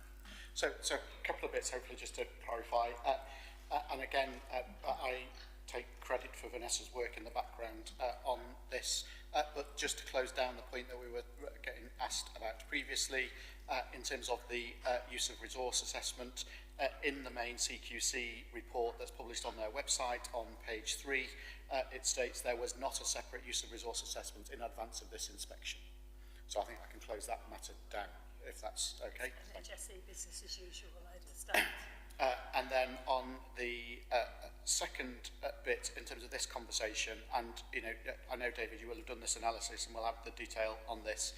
I think it's also just worth recognising, and John and Hayley can talk about this in more detail, but if you look at the number of must-dos that were in place from 2018 to 2023, there's a significant change in that space, which is really positive. Now, that's not diminishing the importance of the must-dos that remain in that report, but if we think about that direction of travel that people have articulated and talked about, and you see that in terms of total numbers of must and should do's, that's on a decreasing number in 2023 compared with 2018. I'm not saying there isn't still significant work to do, so please don't hear that as anything other, but around to reinforce the points that Hayley and John have made around here's the progress, but there's more to do, I think that's an important thing to look at as well. Good, thank you for that. I'd like, Dag wants to ask one more question, and I want to really start winding up to see what we've actually achieved today. Dag.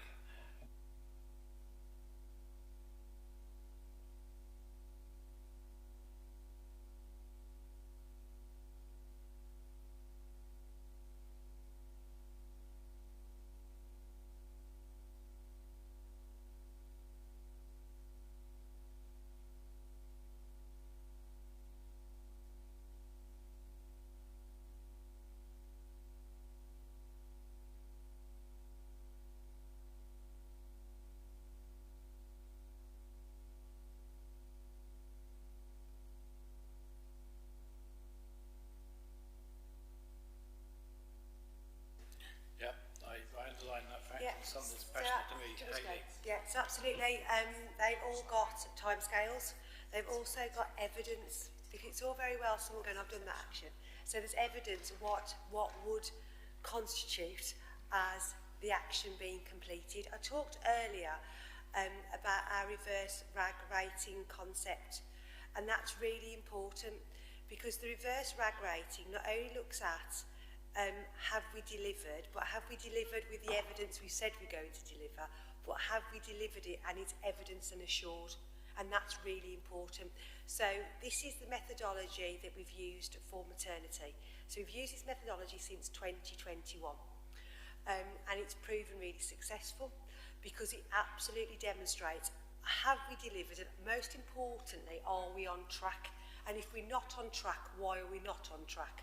And that's what we use for all of our transformation work, and all of our CQC actions feed into our transformation work and improvement work, and they use the same methodology. Going back to your question, Dad, about the board. So the Quality, Safety and Assurance Committee is a committee where John and I go as the clinical execs to be held to account. We're held to account by the non-exec director who leads quality and other exec colleagues, so NED colleagues. And there, bi-monthly, we take our CQC report that identifies have we had any breaches in our conditions, because we've still got a number of conditions on our registration, and how are we progressing with our action plan, and that is every other month, because that's fed in from all of the other committees that we have. That then is fed up through board, through the processes that we have to feed through our committees into public board, and they're in public board every month. How that answer the question? Yeah, that good. Vanessa. I just add to that, so as well as the monitoring of the CC actions within the trust, we also monitor them within the system and within the ICB. So for the areas where there's most concern, we're having the report brought monthly, and the overall report's being monitored quarterly at the contract meeting with staff, because of course at the end of the day we have a contract with them. But from a quality and how the system can support and quality and system oversight, we also have a system quality group which has partners around the table, including the local authorities, and there we agreed to monitor the CQC action plan on a regular basis, and that then feeds up into the ICB board's committee structure and to the boards by exception. So we've got a constant dialogue going both in the trust with Hayley and John as leadership, but also with my leadership and others in the system, our non-executive directors, and then our board coming up through the ICB. Thank you. You've obviously got a lot of information. Is there any method that we could have that shared with us? I mean, we have quite a lot of scheduled joint house meetings. Is there any way that we could have a report for each of our meeting or whatever? You know, I'm stuck on this communication, and I don't think we're communicating with our public and you're communicating with us and the public. So I just would like some opportunity that we can have a system that you can regularly update us with what is happening. As Doug said, it's very, very nice to have some targets and some dates to see how we've actually achieved them and so on and so forth. Yeah, so I mean, I would just have a quick nod with Hayley and said, we know we'd be happy, maybe we don't need all four of us, but if we can bring a regular report for representatives from the ICB, myself and Hayley or John to come you know, on a regular basis to suit you to update, and we can talk about the system actions and also the trusts. Chair, I think one of the key actions from this conversation this afternoon, not wanting to preempt where you're about to take us in terms of summing up, is how do we, and I think it's probably a bit of work just outside of this formal meeting, how do we proactively share the right reports and the right information in a timely way that give committee members that insight? Some of those are already in the public domain, but let's not make that difficult in terms of saying, please can you go and find them in our website. Let's think about how we can get you the right information and then support that with a conversation that sits alongside that. I think there's an important action that you made earlier in terms of that, so which I think is a really fair point. Good, thank you for that. Right, sorry, go on. perhaps in one way that you talk to the two chairs and the officers. That's one way to can actually start planning how we talk collectively and how we talk about the proper reports. Can I just ask one question? It's a very simple one. But we're facing a collective action by doctors, and it's estimated you're going to get another 10% clientele coming up to your hospitals. How are you going to handle that? So when you talk about collective action from doctors, you're talking about the general practice Yes. Collective action. Look, there are a number of conversations taking place with general practice in terms of what does that mean and what does that, what do we think local practices will take. There's individual decisions in that around which elements of the collective action. If you look on the BMA list, there's a significant list of actions that practices can take. Not all practices will take all of those actions, and there's different views in that. So we're in twice weekly conversations with the LMC and with local general practice about that. And part of that conversation then is about working through what those implications are for our providers. So there is conversations happening with chief execs across the system, medical directors, around the impact of those actions that we think will take place, and working through what that means in terms of service provision. It's an ongoing dialogue. Some of it's a bit unknown, to be fair, Derek, but we're absolutely in that conversation with our LMC. I wrote to chief execs and medical directors yesterday about one part of the collective action, which was around using referral pro formas versus a letter, asking providers to be understanding in terms of that change that might happen. So you know, the whole range of approaches in there is one that we're just in dialogue with general practice about.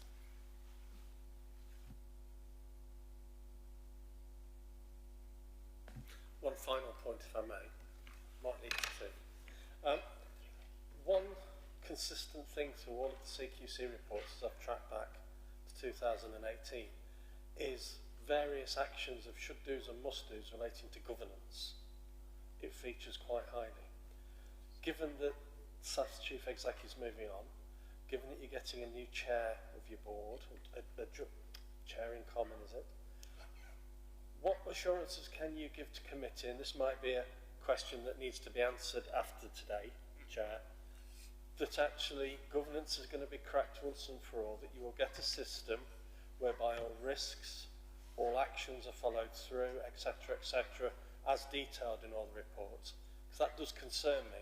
And I think allied to that, and I'm going to give some praise here to John, when earlier he was talking about being very honest, that for some reason, medically, in terms of pathways and treatment, SAF has often stood behind or sat behind the curve a little bit in terms of the new treatments coming out. How can that be linked in with the governance so that we turn that on its head and you get ahead of the curve and we actually become a trendsetter?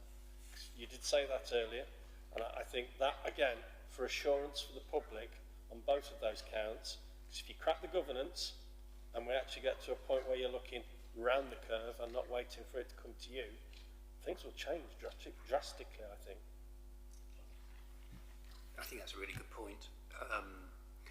So I think, obviously Hayley and I sit on the board. I do think there's been strengthening of the board, particularly from a non-exec point of view in the last few months. And I would say from a quality safety point of view and expertise, I think that has improved significantly. That's not saying anything negative about the past, it's just that some really strong, skilled, experienced individuals from a non-exec point of view who I'm confident will hold us to account on quality safety, and in fact already are. And it's also a truism that an organisation that employs 7,000 people cannot be reliant on single individuals, no matter how important or senior they are. So I think you're right, and if one of the things, if you read when you read the Ockenden maternity review, one of the comments is about turnover, isn't it? About it even adds up, I think, the number of senior people that have changed over a 20-year period or 10-year period. I can't remember exactly now. And I think it's certainly true that boards, if they don't have a range of skill and experience, there is a risk of destabilisation when one or two key people might leave. my own view is that I think the board is quite, certainly in the time that I've been in it, I think it's in its strongest place in terms of range of skills, particularly in the non-execs.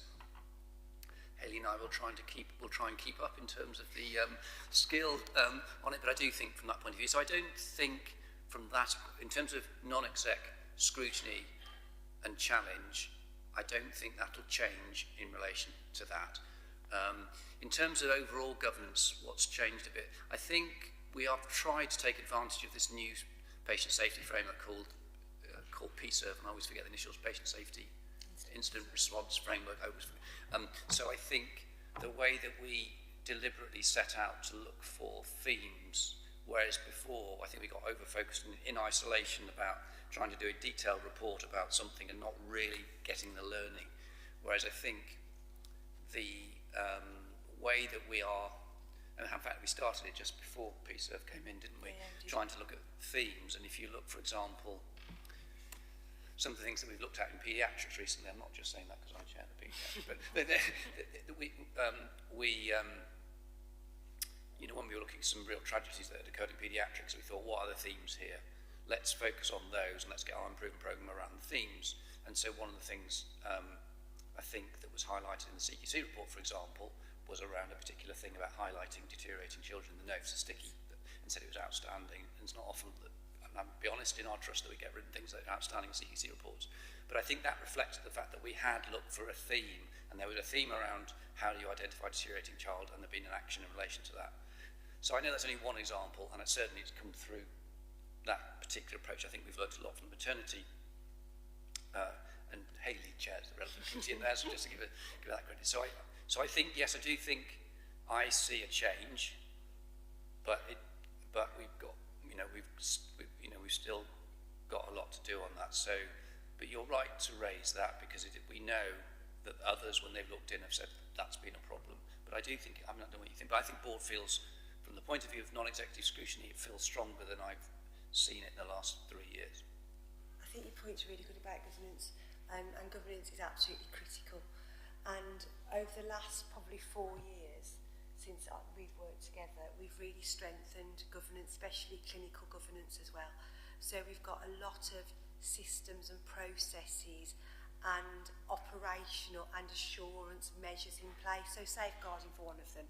So there is much more robustness, if you like, around all of that governance, which also then feeds in to the right committees that feed into board.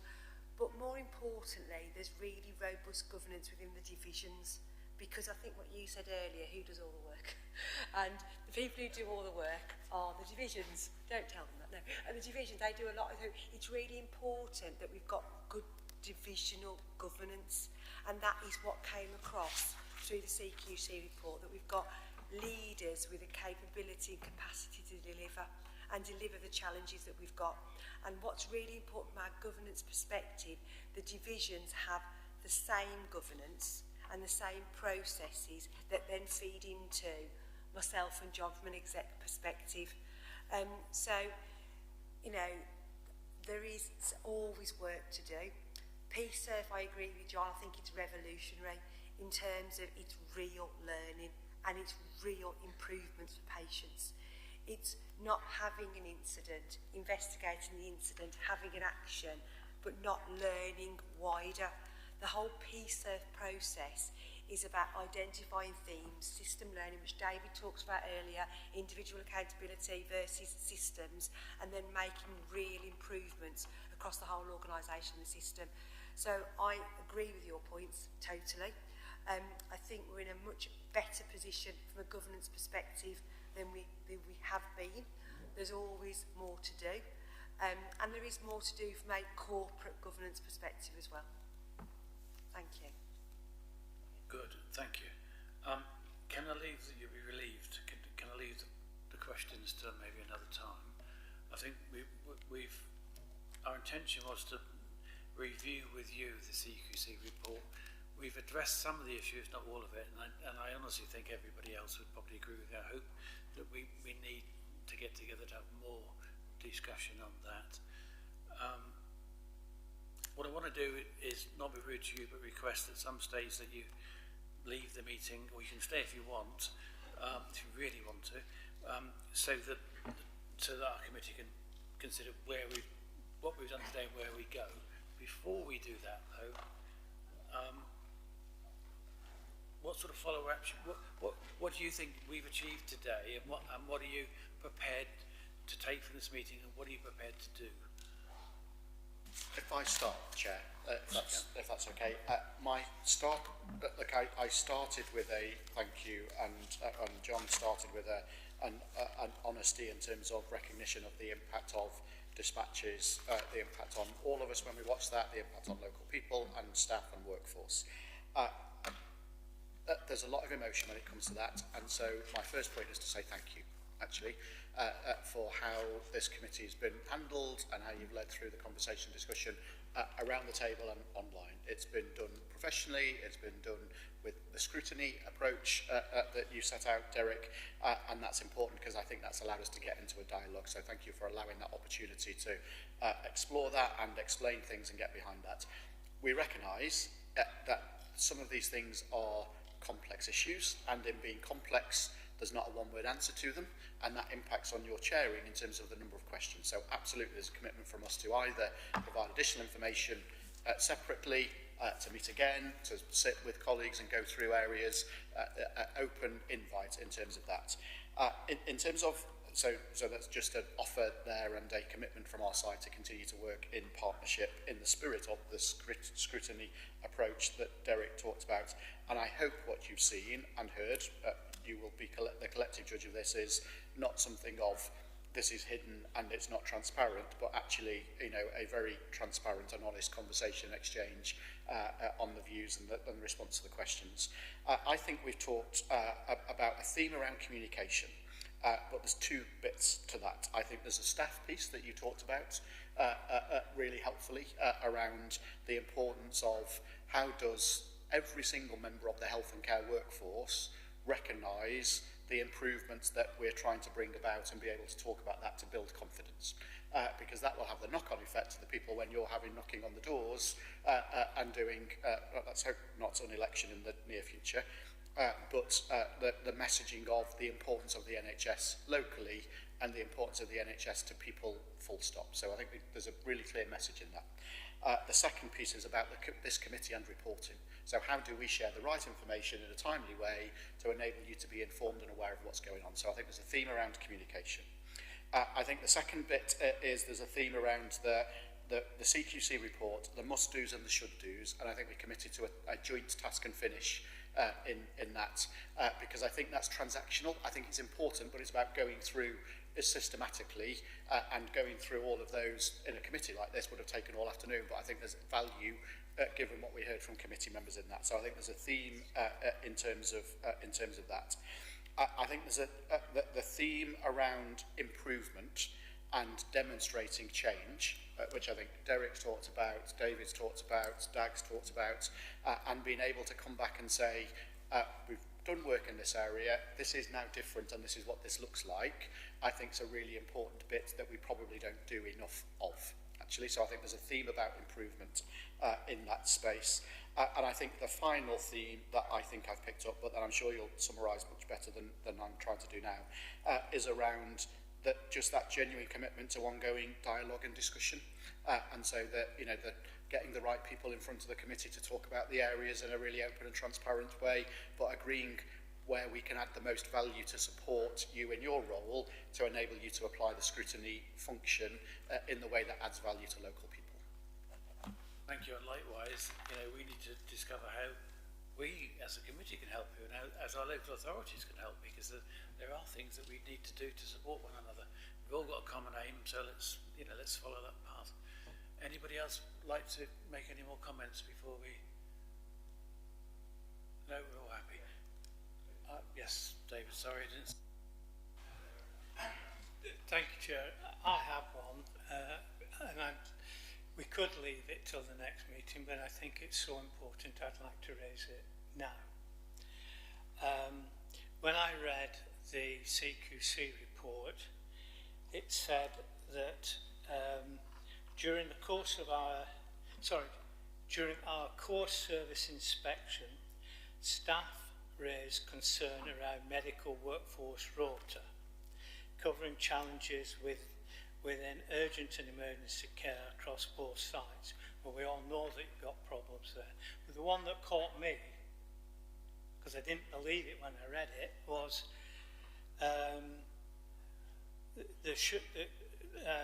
sorry, I beg your pardon, both sites and cardiology department, where the trust should have 12 cardiologists, but only had 2 in post. I didn't believe that. In fact, I emailed a guy on my list of correspondence to say that's wrong, it looks wrong. But blow me, I discover from your papers, SAF papers July 2024, you know what I'm going to say, don't you? It says, workforce fragility in cardiology means that inpatient cover, now I assume it's inpatient cover at RSH and not at both sides, but it could be both, you'll explain. Inpatient cover is 12 hours over 3 mornings per week, resulting in delays in inpatient reviews, increase in waiting times and backlog of patients waiting for diagnosis. Now, I've got to say that I've asked around in the cardiology world, and I'm told that you had 9 cardiologists at one stage, about 6 years ago, something like that. I can't see, I mean, this is for you, John, really, I can't see how you can claim to be providing a cardiology service, because the 2 guys, or I think they're both men, who will be based presumably at the cardiology unit at PRH and the cardiology beds, which, if you remember, you centralised and made certain promises to the Welsh, for example, that that's the best thing to do. So I'd just like to flag up, I don't think you're running a safe cardiology service. I'm sorry, I don't. Chair, I'm sure John will want to come in and respond to that, but I just want to check that you're still okay, that we're back into questions again in terms of working through that. I recognise the concern raised by David. I'm sure John will want to respond directly to the cardiology bit, but there's a risk we're back into questions again. Do you want to delay it to the next meeting, Chair? I mean, I've put my cards on the table. Well, you've asked the question. Perhaps they can't respond by email or whatever. Is that something you could look at, John? I'll give a brief. We don't rely on just 2 cardiologists. We've got 2 full-time permanent cardiologists. We have got a number of locum appointments. I don't think we've ever had, that I can recall, 9 permanent consultants. We've had shared posts with some of our we've had regional posts shared with UH&M in Stoke and with Wolverhampton. We do provide cardiology services at both hospitals, but it is one of the specialties that is difficult to recruit into. We have got another permanent colleague joining us later this year. I can't remember the exact date. But it's true, we do rely on locums consultants to support our cardiology service. And there's only 12 hours a week, sorry. The minute said there's 12 hours a week available 3 mornings a week. Is that at one In terms hospital? of level of detail, I think probably it might be better if I come back to you outside the meeting. Well, I'm just quoting your own minutes, that's all. Yeah. Okay. Thank you for that. Is yours a question? No, or you'll leave it? Because it's, we probably open it all down. Okay.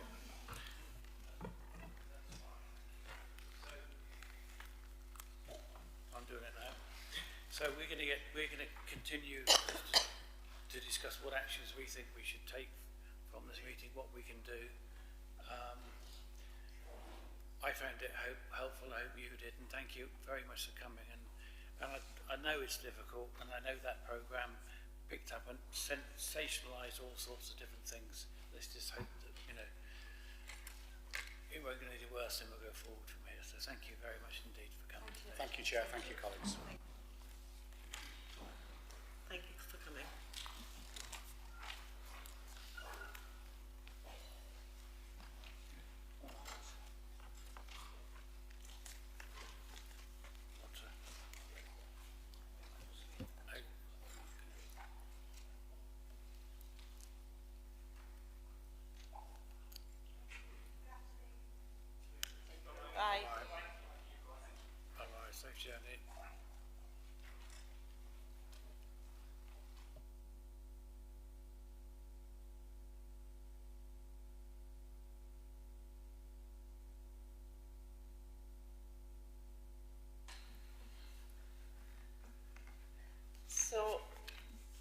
certainly feel more encouraged that there's... Sorry, are we still live streaming? Yes, we are still live, yes. I certainly feel more encouraged that we've got a communication channel going with the Trust, and hopefully moving forward we'll get to see the reports that we've requested. I'm very encouraged at the prospect of the task and finish group, and I'm just going to ask the committee, is this the way that we want to travel? Are we interested in working on the task and finish group? I would like to say yes, but obviously it's a democratic decision, so can I get a general agreement that this is the way that we want to go?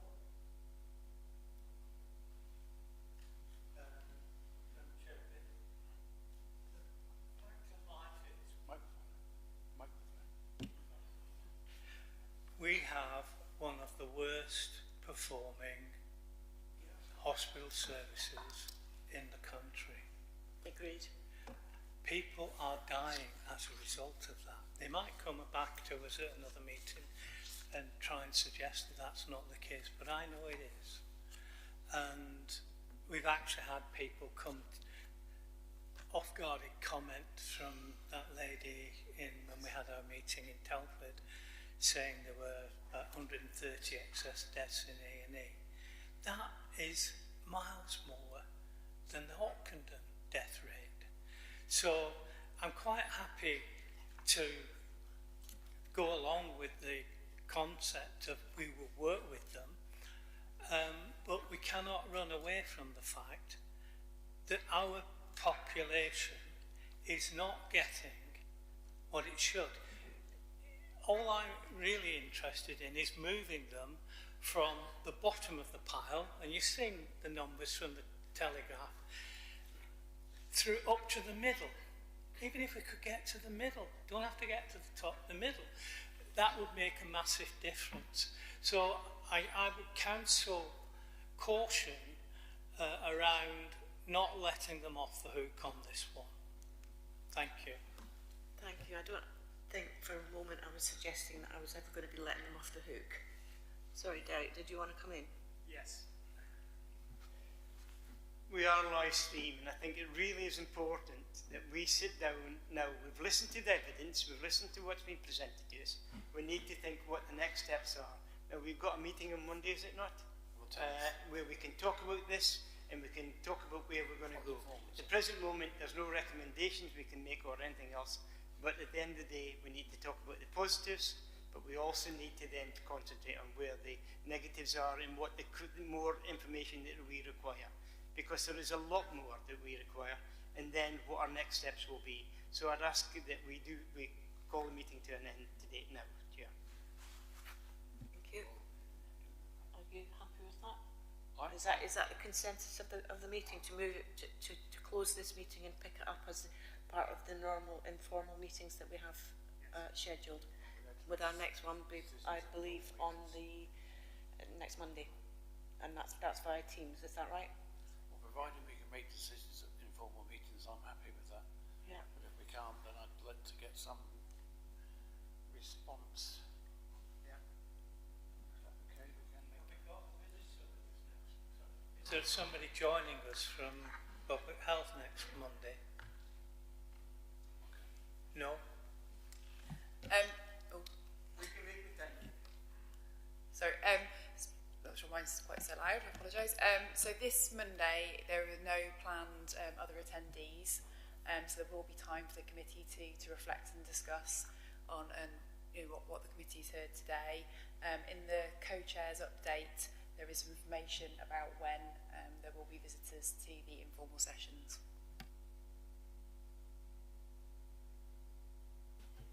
Simon? Chair, thank you. Do we need, sorry, I'm showing my ignorance now of the constitution for this committee.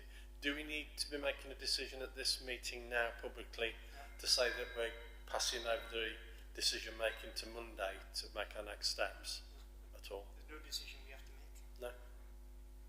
I don't know, I was just throwing it out to the officers as to whether we need to go on record now that we putting this over to an informal meeting. Yeah, I'm happy.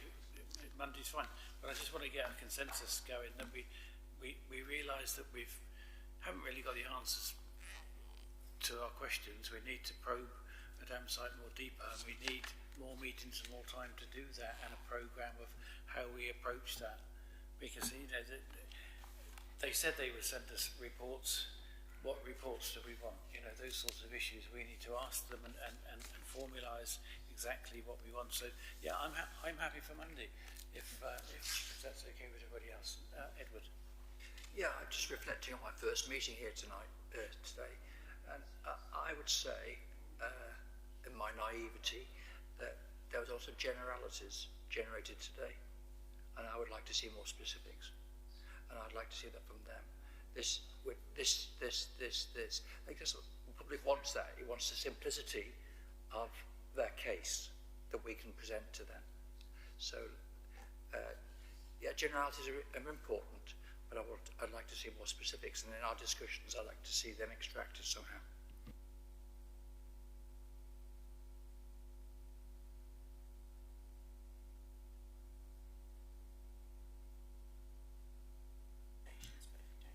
Okay, well, in that case, thank you everyone. I will call this meeting to a close. Thanks very much for your attendance, and we will speak again shortly.